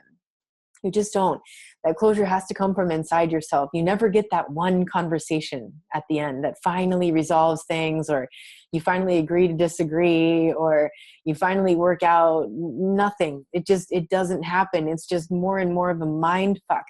And the sooner you realize that, and that you be there for yourself and you give yourself that closure through the acceptance, like that closure really comes with the acceptance, like accepting who she really was and how toxic that dynamic was for you, and how blessed you are that she discarded you, and that you didn't even have to do that work of like getting up the nerve to like end it and like not second guess yourself and self-doubt yourself and like actually go through with it. Like just thank your lucky stars that she did you that favor, because now you can go on with your life. Now you can move forward with your life, and that person will just keep going on, like destroying all the lives around her, and you will eventually heal. You will eventually move forward in life and do something awesome with that experience that happened. But that person is just going to keep repeating the same patterns, you know?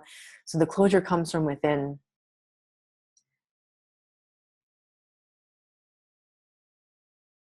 Someone adds, some bridges need to be burned. Yes, they do. Yes. The ones that lead you back to the addictions, the ones that lead you back to toxic people, to toxic patterns of behavior and habits, those bridges do need to be burned, because if not, there's too much temptation to go back. That's why you need to sever ties with their family, with their friends, with their whole group, because they could all be flying monkeys, number one, and part of a smear campaign and or passing information back and forth. But also those people are just a connection to the abuser, and they could just say something about, you know, the abuser's mom is sick, or dad is in the hospital, or pet died, or child is sick, whatever it is. And then the guilt can manipulate you to reach out and get back in contact. Or maybe they just say something like, so-and-so really misses you and they're just not the same without you. And maybe that sounds good to you. And so you take the bait, you know, and you go back. But if that bridge is burnt, there's no chance you're going back. Someone asked privately, can you describe the difference between responsibility and fault? You talked about this in your webinar, I think, one of the first videos. Also, you talked about forgiveness, but I have a hard time to stop hating some of the narcs, not to mention forgive them. And at times I really hate them all a lot. I don't want to live with the hate though. Like you said, it doesn't help us. Right. In fact, it'll hurt you. That hatred will end up killing you, because it will just poison you. It will poison your body. It will poison your mind. It will poison your whole life, you know? So it's really important to acknowledge it and feel it and allow yourself to feel that hatred and get really angry. So before you can do that forgiveness exercise, you probably need to do the anger exercise, where like you imagine and envision that person sitting in front of you and you just get angry at them, like scream, yell, cry, call them every disgusting name you ever wanted to call them. Tell them what you really think about them and just let it out, like let it all out. Now, of course, that's not the real person. You're not actually calling that person up on the phone. You're not actually writing them the letter. Don't want to actually have that contact, but to work out that anger and to move it out of the body, because the emotion has to move. Like it's only toxic if it gets stuck, right? The anger served a purpose in that it warned you that that was an unhealthy situation. It warned you that you were being hurt. It warned you that you were being abused. But then if you had to stuff down the anger, you know, to survive, to get through and all that, the anger builds up and it turns into hatred and then resentment and then bitterness and all this, right? So you have to face that. So really let it out. And like, you may need to do this more than once. Like if there's a lot of anger in there, you may need to do this exercise over and over again. And you may need to do it with like every person that you catch yourself still having the hatred for. How do you know? It comes into your inner dialogue. Like probably like washing dishes or brushing your teeth, and like you have a sudden memory or flashback or thought about someone, and it stirs the hatred. So make a note of that. There's work to do there, you know, with this person and anger, you know, write that down. If like you're getting ready to go to work, you can't deal with that in the moment, write that down. Make sure you come back to that at night, where you can sit down in a meditation and do that anger exercise. You know, so I would work through the anger before trying the forgiveness, because the forgiveness isn't going to stick if you're still angry, right? And a big part of the forgiveness is understanding that that is not for them. The forgiveness in no way benefits the abuser. It is for you. It is entirely for you. Forgiveness does not mean that it was okay what that person did. It does not mean that abuse is okay. It does not mean that you'll ever accept that again. It does not mean that that is all right in general kind of behavior. That's not what forgiveness means. Forgiveness simply means that you love yourself enough to let that go, right? But again, have to work through that anger first, because that forgiveness is not going to want to go, when you're still holding on to the anger. So recognize that you are angry for a reason, and you're allowed to feel angry about that. It is okay to feel angry about someone abusing you and hurting you and taking advantage of you and manipulating you. It's okay. It's only problematic when you hold on to it and don't allow that to pass through you. And so once the anger passes through you and you can do that forgiveness exercise, it's like the karma returns to the abuser. It's like all that heavy weight, the heavy weight of the negative feeling that they transferred to you through the abuse that you held on to in the form of anger, transformed into hatred, transformed into resentment and bitterness and whatever, right? That heavy emotional mass, which was attracting more negative experiences to you because you were holding on to it like a negative mass of energy. You've released that. You've sent it back to sender. You no longer hold on to that. When you don't have that anger anymore and that hatred, through the forgiveness, you've sent it back. Now that person can deal with their own karma.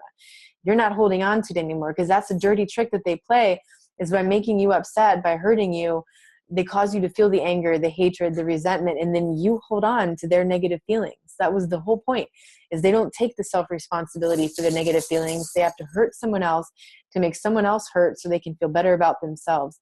So the forgiveness, when you look at forgiveness in that light, it starts to take on like a whole different meaning. And then it's like, oh, okay, I actually want to do that forgiveness work because I would love to send that karma back, but not in a vindictive way, right? It was like we're at the point where you're just releasing that. So it just naturally goes back to where it came from. And it's not your responsibility anymore. It only becomes your responsibility when you hold on to the negative feelings. So then coming back to responsibility and fault, the difference between responsibility and fault. So the abuse was not your fault. The abuse was not your responsibility. Like, it's not your fault that happened. Okay. Responsibility meaning you own your life and your decisions. Responsibility meaning that you recognize that some behavior that you took enabled that abuse. You did not cause the abuse, but your behavior enabled it. Your behavior allowed it to keep going on. So what is enabling? It's really this simple. It comes down to buying the excuse. Accepting the excuse, accepting the rationalization or the minimization or the guilt tripping or whatever tactic that the abusive person is using. And they make an excuse for why they did that and why they should get away with it. When you say, okay, I agree, I'll take it on, it'll be my fault, or, I'll somehow take on whatever, or I'll do more, instead of you actually owning up to your, that sort of thing. I'll just go ahead and allow you to keep treating me that way, instead of standing up and telling you, I don't like that. I don't like when you talk to me like that. I don't like when you treat me like that. When we don't do those things and we accept it, and we accept them getting us to second guess ourselves or self-doubt ourselves or give them the benefit of the doubt that they actually meant this or that. So when we accept it, that's when we're enabling the abuse. That's the part that we played in that. That is our 50% in the responsibility of that relationship. Because in every relationship between two people, each person should own 50% of the responsibility of that relationship. As the codependent, as the target of that abuse, the 50% responsibility was that you enabled that to go on, right? Stepping out of that now, what you're going to own is 100% responsibility for you, your life, and your choices, not for the abuse, not for the actions that other people take, not for the feelings that other people have. None of that is your responsibility. But your responsibility, 100% responsibility, you need to own your thoughts, feelings, perceptions of reality, your emotions, your actions, your decisions. All of that is on you. Nobody else makes you any of that. Nobody else makes you take that action if you didn't choose to take that action, or you didn't agree to take that action, or you didn't agree to accept that that person took that action that hurt you, you know? So from now on, in the path forward, the empowerment is owning 100% responsibility of your life, knowing that you and only you have control over your thoughts, your feelings, your emotions, your perceptions of reality, the actions that you take, and the decisions that you make. That's all you. There's no more blaming anybody else, right? Because when we're in the situation with an abusive person, it's really easy to disempower ourselves and say, well, he made me feel like this, and I could never leave him because like I'm just not good enough, and I just wouldn't be able to do it on my own. Like, you got to own the responsibility of that decision, right? Because that's you. Like, he took actions and you felt a certain way about those actions, and it's perfectly normal and acceptable that you feel the way you feel about those actions. But it's not that you can say, well, he's responsible for my feelings. He's not. He's responsible for the abuse. You're responsible for your feelings. And if you don't like your feelings, then you need to do something about it, right? So now, you know, if you're in a new relationship with somebody and you start to get those unpleasant feelings again, you got to own 100% of those feelings, not the other person's behavior, right? But own 100% of your feelings and say, you know what? My feelings are telling me this is not okay. This is not okay. I'm going to be setting this boundary. Or maybe it's not like a really, really bad situation, but maybe your feelings are just like, this just isn't really working out, you know? And so I'm going to own 100% of that. And I'm going to tell this person, you know what? I'm sorry. I really like you, but this just isn't working out for me. So I just can't keep, you know, this just isn't going to work. We can't keep seeing each other. That's you owning your feelings. That's you owning your decision. You know, you're not blaming the other person for anything. That's you saying, this is how I feel. And I don't really like the way I feel. It doesn't feel good to me. You know, so I'm going to own that, and I'm going to make a decision and take an action that's going to support me feeling better about myself, me feeling better in my daily reality, me feeling better about my life in general.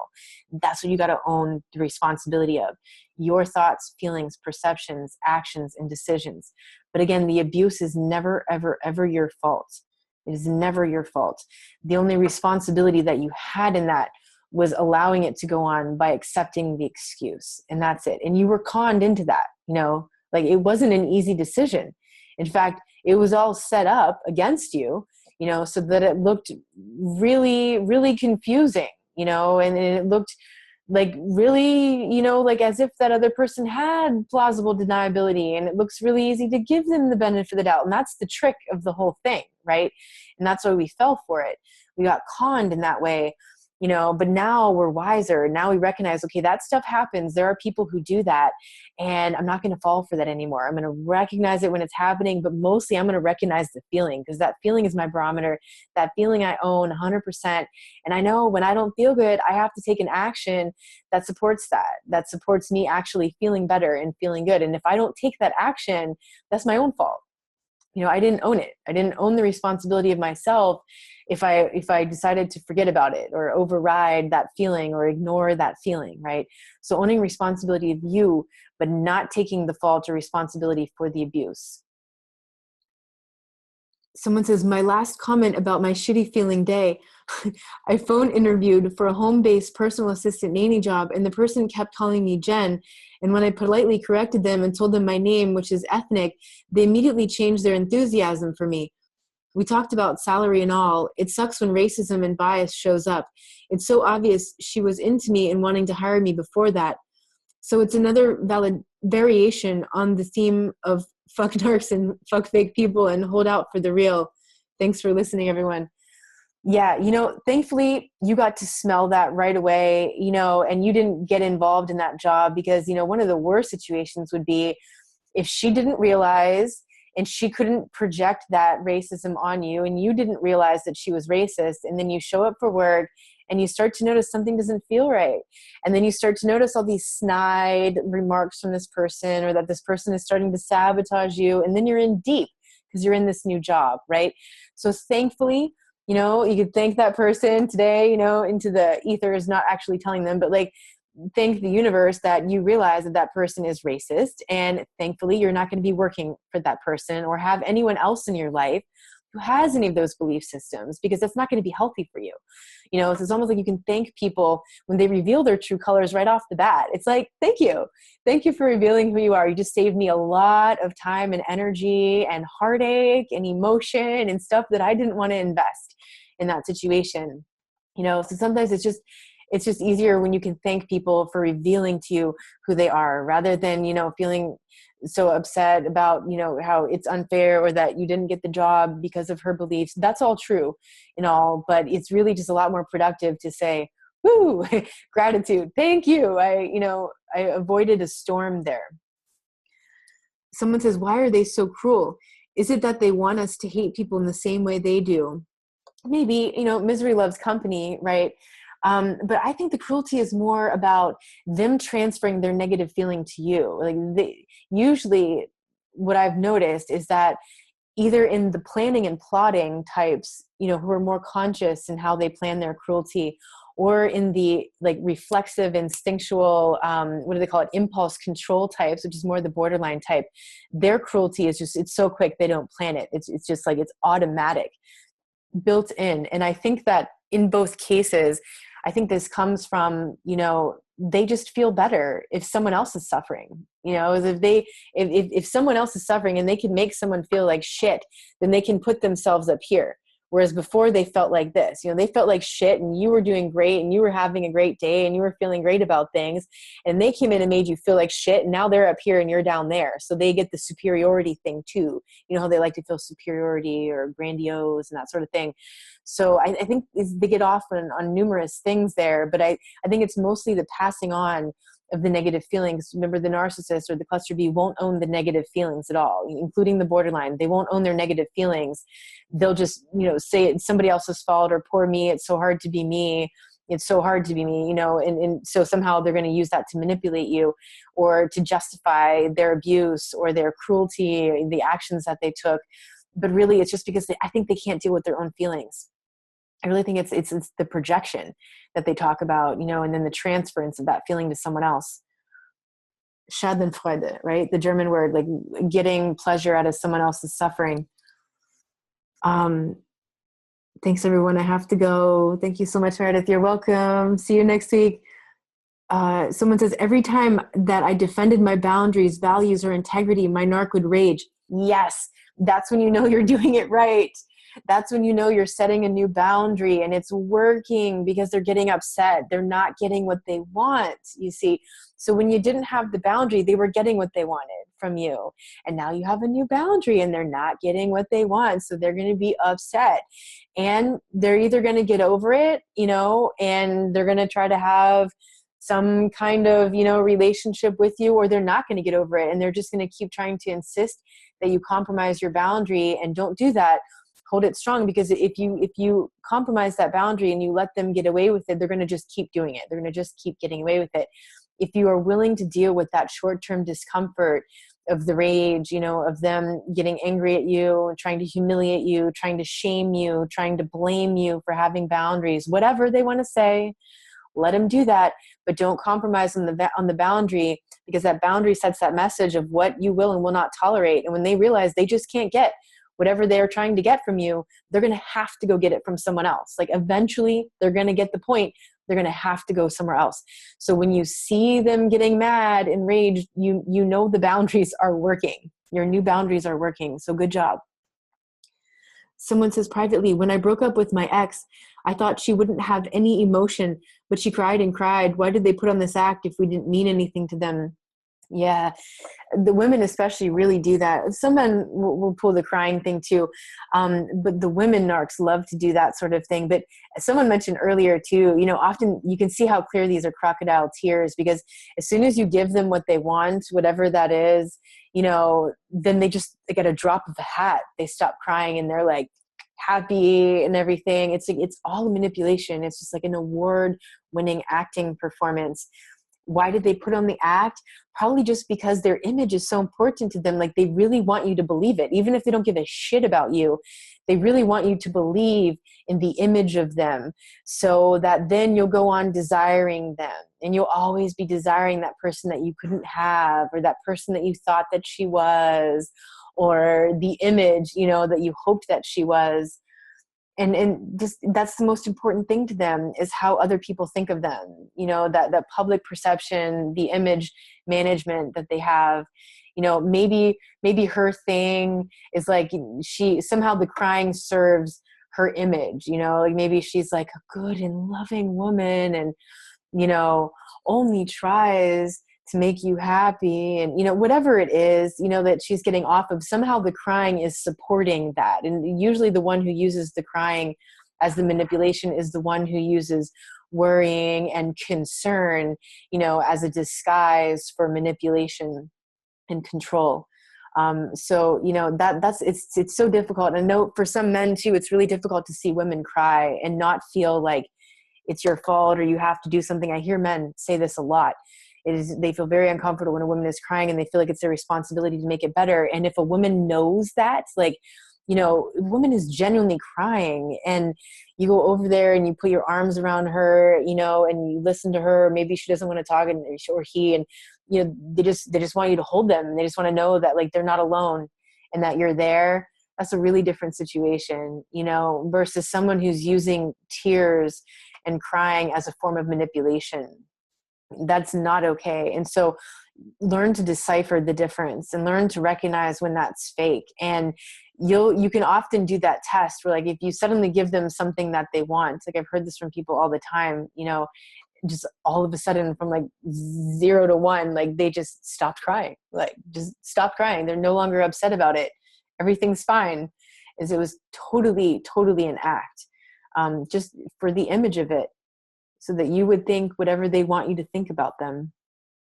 She also juggled multiple relationships, so I don't understand. Yeah, some of them will do that. Some of them don't. Some of them, you know, go from one relationship to another. Some of them stay in a long-term marriage with an enabling spouse forever, for decades, you know, as long as the spouse will keep putting up with it and keep enabling it and keep giving them their way. Because that's the only way it works, is if they find a partner who gives them their way. It's the only way it works. And it only works as long as that person is giving them their way. So, you know, if the juggling the multiple relationships, like, by now she probably understands that she can only hold on to people for so long, or she can only give people so much of her time and attention before they realize really quickly who she is and what she's doing, you know, and it has to have multiple sources of supply, because this person's going to get upset and then she can go to that person, and then that person gets upset and then she go to that person. By the time she swings back around, maybe this person forgot and that person forgot, you know, the abuse amnesia. And then she can say whatever she's going to say, or do that little thing that always, you know, makes you happy to see her, or whatever it is that she knows is important to you, and manipulate that, and then get back in, you know. And the multiple relationships, a lot of times, like, the women who will justify that, you know, they're seeing multiple people while they're seeing you. The women will often, you know, justify that as they're a victim of these people, and they'll come to you with victim stories about so-and-so doesn't treat her well enough and blah, blah, blah, but she's still hanging out with them. She's still seeing them. Or maybe she tells you that so-and-so is still in love with her, and it's just, she's really trying to let him down easy, and it's really hard for her. And so she doesn't want to just be so cruel and just cut him off, you know, these sorts of scenarios and stuff. This is all classical triangulation games. And you'll see it happen a lot. Sometimes they're honest and open about it when they're getting supply off of that, when they're getting the triangulation supply of telling you about the other people. And sometimes they don't tell you. Sometimes they hide it, you know, because part of, you know, the image they're creating is like, they would never do that sort of thing. They would never want you to suspect that. And you probably would never suspect that. Her? What? And then later you find out. Sometimes that'll happen too. But in that case, you know, that's probably what was going on. Someone said here, I have been in a terrible mood lately. The narc found his way into my head. 2 weeks ago, he stuck a card in my door with a rose. I also received 2 gifts in the mail from my ex, one that was a beautiful wine stopper. He hated that I love drinking wine. Ironic, huh? And the second gift, a personally carved glass photo of the 2 dogs we used to have. The dogs that I no longer have. What a jerk. I haven't contacted him at all in regards to this, but I keep having dreams about him, and every other night. I need this to stop. It keeps ruining my days. Okay.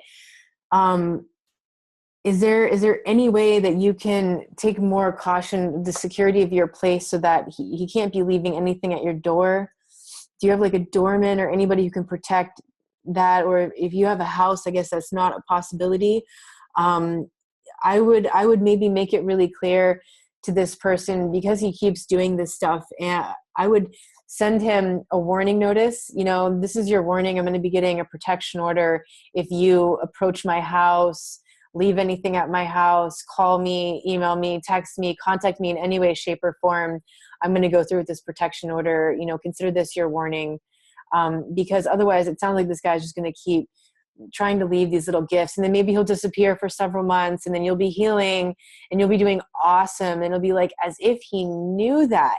And then he shows up again with something like this, and then it triggers you back, you know, and sets you back in the healing process. So because this guy is relentless and he keeps going, I would consider getting a protection order. I would give him the warning first, and maybe he backs off. But if he doesn't, or he's trying to like rationalize or anything, don't listen to that. Just go get a protection order.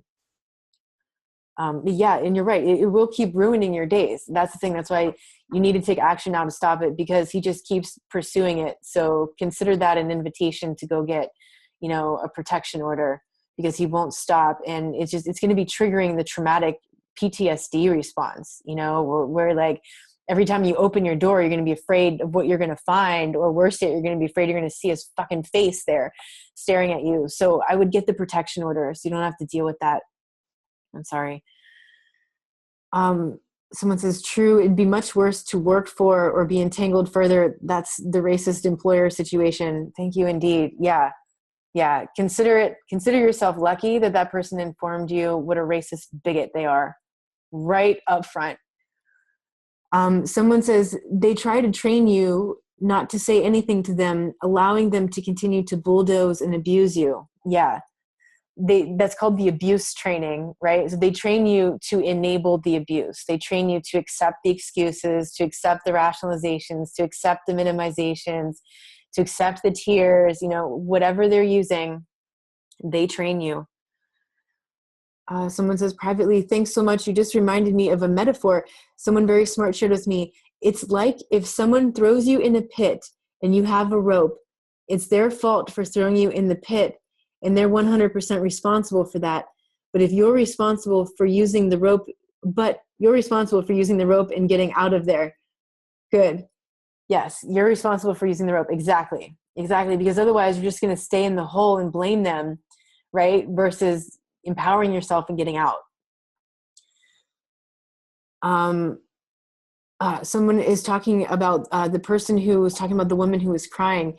She says that's totally true. Crying, worrying, and concern as manipulation techniques, guilt tripping, all go together. Yes, they do. Yeah. Unfortunately, women use that a lot more than men too. There are some borderline men who use that. Narcissists rarely cry. They're usually too proud for that. Maybe the covert narcissist, but rarely will you ever see a tear from them. It's more the borderlines who manipulate that. Okay, would it be better for someone from the PD to give the warning? I don't know how that works. I mean, you can try. I have had horrible experiences with police. I mean, I'm not saying they're all bad. I'm sure there's really good ones out there.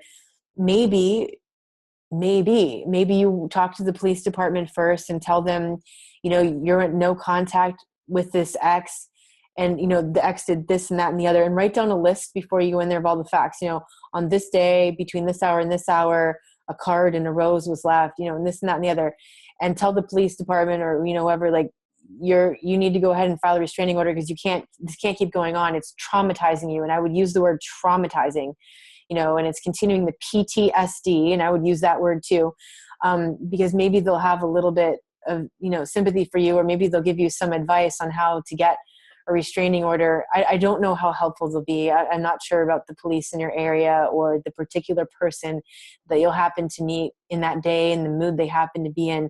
But that could be a good idea. That could be something to check out, you know, rather than you breaking the no contact and telling him, asking the police to do it. If you don't get anywhere with the police, then, you know, empower yourself and take the action yourself. But it could be worth looking into. Someone says privately, My ex initiated no contact 2 weeks ago after I exposed his hidden email account with Craigslist personal emails. He hoovered for 2 days after, and he saw I was not taking the bait to pretend like nothing ever happened. We are now 2 weeks no contact, and I see he is adding more girls on Instagram and talking to a local girl. I generally feel bad for this next victim, but I can't help but feel intense rage that he hasn't even tried to redeem himself after I exposed him. He gave me some cheap excuse in an email that he was in a dark and lonely place and he's embarrassed, but I don't buy that. Good. It's just another pity ploy, an excuse. Exactly. But I nearly broke no contact today in order to release my rage. Please tell me what is his mindset, that he is just moving on? How can he do this? They just do that because remember, they don't have the normal human healthy attachments that most of us do.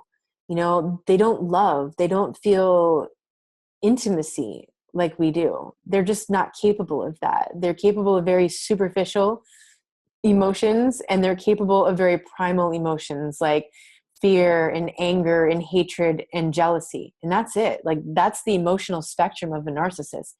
The borderline has like a wild emotional spectrum. They can go all over that spectrum, though they generally don't have empathy for you. The empathy they claim to have is usually more about how much pain they feel. And in your case, it sounds like, you're dealing mostly with a narcissist, and he just probably doesn't feel those emotions at all, which is why he has no problem, hooking up with other girls or just even trying to like make you think that those girls are giving him any attention, on Instagram or whatever. And honey, just save yourself the heartache and stop looking. Put the boundary down, like block him so you don't have to look, so you can save yourself from that torment, because it is only going to make you so angry. It's just going to make you feel that rage. And like today when you almost broke no contact, you exercised excellent self-control. You didn't do it. You didn't break the no contact and go and give him the rage that you were feeling for his behavior. You decided to deal with that in a healthy way, and you came here, and that's awesome. High five to you for not doing that. But, give yourself a hand, set that boundary, just block all of that so you don't have, because if I remember you're the one with the kid with this guy, right? But being connected to him on Instagram is not necessary. Like that has nothing to do with custody or family court or any of that. So you don't have to justify going no contact with him on Instagram, meaning you block him and you don't ever look at him. Because it's not entirely no contact if you're creeping on his page and you're looking at it, and it is just going to make you angry. Like, it's going to make you lose your mind, because they're always going to be doing that. Like, just the way that he set you up in that trap in his apartment with the phone, and he let you see exactly what he wanted you to see, but then he deleted everything, surely, that he didn't want you to see. And then he immediately was trying to set you up, to get in trouble for having looked in his phone, even though he set it up that way. A person like that, surely he's going out of his way to friend hot girls and pretend like he's talking to them, or maybe even get some girls to talk to him, and of course he's going to try to throw that in your face. So don't let him do that. Don't give him that power. Shut that down. Stop looking at that. Just delete your Instagram account for now if you need to, or if that's something that's really important to you to keep up with other people, or you just really enjoy like the positive things you see in your newsfeed or whatever, then just block him. And just force yourself not to go there. Maybe you need to take like a little time out from Instagram too, or Facebook or whatever, where you just don't go on there, just to keep yourself away from that temptation for a while, so you can get yourself clear and release that anger and hatred, because he's just always going to do that. Like, that's who that person is. That's who expect that. Expect that. Expect how cruel he is. Expect how callous he is. Expect how easily he's just going to move right on to the next. It's always going to be that way with him, with everyone, even the mother of his child, you, right? So protect yourself with that boundary of the no contact, but like real no contact means not looking, and yeah, I understand you generally feel bad for her, but that's not your problem. Whatever she gets involved in, that's her responsibility. And right now, the bigger picture for you is to take responsibility for you, and not get yourself in that situation where you're allowing yourself to look at the stuff that's going to make you more angry than you already are. Good job not taking the bait. He hoovered for 2 days. and you didn't take the bait and pretend like nothing ever happened, because that's what he does, right? It's like, you'll have the blow up and whatever he does, and then then he gives you the silent treatment, and then he starts reaching out with some kind of like offer of kindness, which reinforces the Stockholm syndrome, which reinforces the abuse amnesia, and then you're both pretending like nothing ever happened until the next abuse comes, right? So you stopped the cycle. So that's awesome. That's awesome. Give yourself credit for that. You did a really good job with that, and take it to the next level and block him on social media so that you don't give yourself that temptation. Someone says, my PTSD memories came up randomly, and just now another one came. My mom's a covert narc. She's an immigrant, grew up in another country. I grew up with her having an accent. Last year, when I moved back in with her, I discovered that she is a narc. She was always abusive and manipulative, but I didn't know the term for it. Once I saw her colors, she stopped having an accent. She literally sounded like a third generation American, talking with the plumber on the phone, and she flirted with the HVAC guy. It was like a completely different person than I had ever seen or that she had ever shown me. That's interesting. That's really interesting.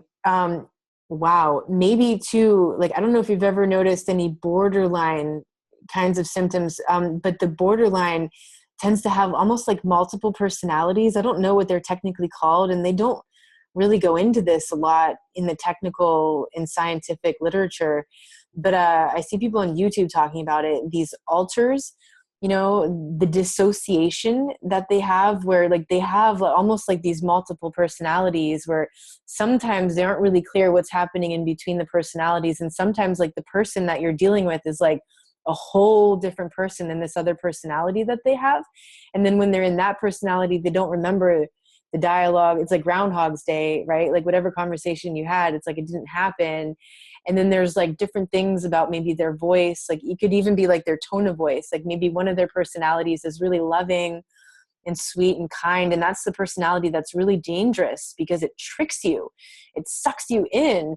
And, you want to settle into that motherly love, which is like a natural tendency that a child would have with their mother, but then the next personality comes out, and now like the cruel witch is there, and it's like the attacks are coming out, and like the voice is different, the accent's different. Like it could be one of these things, or maybe your mom was just like so in control of her accent and using it to manipulate people along and can turn it on and off. Maybe it could be any of that, but you're right to notice that there's some signs there that aren't really good. Noticing a completely different person than you had ever seen, that's the sign. Like the Dr. Jekyll, Mr. Hyde kind of thing, or Dr. Jekyll, Mrs. Hyde, those personalities. I think it's just that the borderline has more than the two faces. The narcissist usually has the two faces. One face is the mask. That mask could be anything that you want to hear, and that mask changes depending on the people that they're with. And then there's the real them. But then the borderline has like several versions of who they are. Can't really explain how that's happening. And I'm not really sure what the dynamic is, other than it's really strange when it's like you're talking to multiple different people who like don't even remember the conversations that you had with them. Person from earlier with the situation with the stalker ex, I wasn't sure if I could get a protection order. I was thinking about it. I just wasn't sure if that would be enough to get one. I'm not sure either. I would always try, versus just giving up before you try, right? I had a bad experience with it. Yeah, I got a little bit jaded by the experience, but I know that it works for a lot of people. And I also know that I was really unhealthy in the way that I went about trying to get it. I was completely unstable emotionally, and I was talking about emotions. I wasn't talking about facts, and like, it was just a mess. But in your situation, you're really clear about things. Like I would write down all the facts about what has happened, and that way you have the list of facts. You're not relying on your memory to go in there, and you're not getting caught in the emotions of it. And, give it a try. Like this other person has suggested that you talk to the precinct, the police precinct, before trying, asking if you could file a protection order, or what you would need, or if they could even go ahead and initiate the warning, to that person on your behalf. If any of that can happen, that would be awesome. Any of that would be better than nothing. And, worst case scenario, if it doesn't work, then it doesn't work. And you just have to hold down the no contact. And, you know, at that point, I would probably install like a cheap video camera outside my door. Like it sounds like you live in the suburbs in a house. I would install, you can probably go to Radio Shack and get like a pretty decent, cheap wireless camera that goes into your computer, and you can keep the feed for like 24 hours or something before it deletes itself automatically. And you can record the pieces of the feed that you need. And then now you actually have evidence that the person is stalking you. You know, even if they're not physically violent, they're stalking you beyond the point where you have asked for no more contact and he's still coming to your private property and you have him on video. I mean, I would probably take it to that level. And then maybe you can go ahead and get the protection order. And hopefully too, this guy, just like he starts to get a clue and starts to get away, you know, and if it really, really comes down to it, you know, maybe him knowing that the possibility of the protection order is enough because of how important their image is, you know, like, I don't know what's the most important thing to him. Is it his status in the community, or how people think of him at work, or what his, you know, family thinks of him, or what whoever, you know, thinks of him? But if you know what's important to him, then you know what it is that he's going to protect. So if in any way what he's doing could put that in jeopardy, or you could lead him to believe that what he's doing could put in jeopardy whatever is important to him, then that could be a possible way that you could use a counter manipulation strategy to get him to back the hell away from your life. This person responding to an earlier conversation, it's a disturbing thought right now at night to think, okay, the mom, to think that she was that manipulative, the cognitive dissonance. Yeah, it is really disturbing to have that recognition about your mother, especially like if you're in her home, you know, like after I confronted my mom and I was visiting for several more nights, and I thought about, man, there's no lock on that door. Like, would she really do anything in my sleep? I don't think so. But like all these like thoughts were going through my mind. Like I didn't know how she was going to try to attack me for that, but I figured at some point there would be an attack. And it was really, really disturbing just to know just who that person is, you know? And yeah, when it's your mom, especially. But hopefully, you know, you can get away from that situation as soon as possible, put a lot of distance between you and her. You know, even if you decide not to go totally no contact with her, at least putting a lot of physical distance, you know, moving far away, having minimal contact with her. When you do have contact over the phone, just keep it light and polite and on the surface and nothing deep. Talk about the weather, sports, you know, something that's not emotionally, you know, any sort of material for her to do anything with, you know, and maybe just keep the visits down to like once a year or something like that. But I would have the least amount of contact as possible. If you're still living in this situation, I would start to set some new boundaries and stop revealing anything personal about yourself. Like, don't give her anything about you, because she'll just take that and use it, you know, against you. The covert types, they're really dangerous, you know, because she probably will have everyone else thinking that it's all your fault, that you're an ungrateful child, or something's really wrong with you. And she's just so concerned about you and worried about you as your mother and that sort of thing. That's just gross. I'm sorry you're going through that. Someone says here, I feel so relieved to hear you talking. The loneliness is hard to deal with. You're right. Feeling better after 2 months, understanding what happened, starting some healing work, not sure what the next phase of healing is. Okay, good job. You're 2 months on the healing recovery path. Excellent work. I'm glad you feel the relief here, you know, hearing all the questions and knowing that you're not alone. Like, there's so many people who went through this, or so many people went through such very similar experiences. And the loneliness of all that is really hard to deal with, and you're not alone. So there's a question here, I think, not sure what the next phase of healing is. So I'm not sure what you're working on and what you've been doing in your healing work. I'm not sure if you have heard my Sana 12-week audio series on my website. Is 12 weeks. Each episode goes into another layer of the holistic self-healing journey. And so each episode has more information. It has more exercises you can do. I give you some ideas. Sometimes I give you books to go check out, or people to go look up online, or some other resource to go check out. And there's always a meditation in one of them, sometimes at the very end, sometimes in the middle. But there's always a meditation that has something to do with that particular healing topic that we're on. And so I would highly recommend doing that and allowing 1 week per episode. So like take a whole week, like actually let it be a 3-month process, because things will be happening. Things will be processing during the week. You'll be integrating, processing things. And that week also gives you a week to start to implement the steps, you know, that I've suggested, and some of the tips and insights that you'll get from that episode. And so, you know, now you can listen to the MP3s on my website, and then you can download the MP3s and also the PDFs. I have new PDF worksheets. So each episode has like several pages of a PDF worksheet, and it's got like the main points. It's like the cliff notes from that episode. And then it's got like the exercises there. So if like I asked you questions that like were intended for you to like continue like looking into that, those are there. And then, you know, any other exercises that you can continue to do on your own afterward, I outline all those in the PDFs. So that could be really helpful for you. You know, and just like really getting in there and discovering like what in you was the hook for that, right? Because like it's one part of it to understand what happened, what the dynamics of the abuse were, and who that person was, you know, like how manipulators work, how narcissists work, how cluster B people work, how all that happened, right? That's one thing to understand. And then a whole other level is understanding your part in that. Like what in you attracted that? What in you had the hook for that? What in you was willing to accept that, you know? And that's where everything really starts changing, is when you shift your patterns, when you really get in there and recognize like, what were you getting out of that? What were you looking for from that? You know, you mentioned the word loneliness. Maybe that was the core issue. Maybe that was the core wound.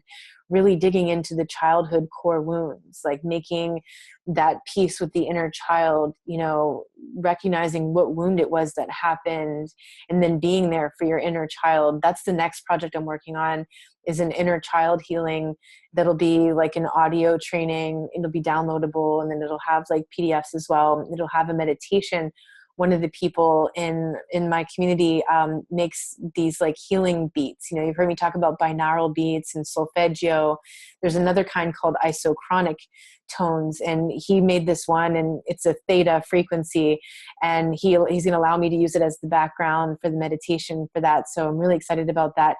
That's going to be really helpful for you too, is the inner child work, you know, for all of us who have like these deep wounds from childhood, being able to heal those so we can move forward and stop attracting these same patterns.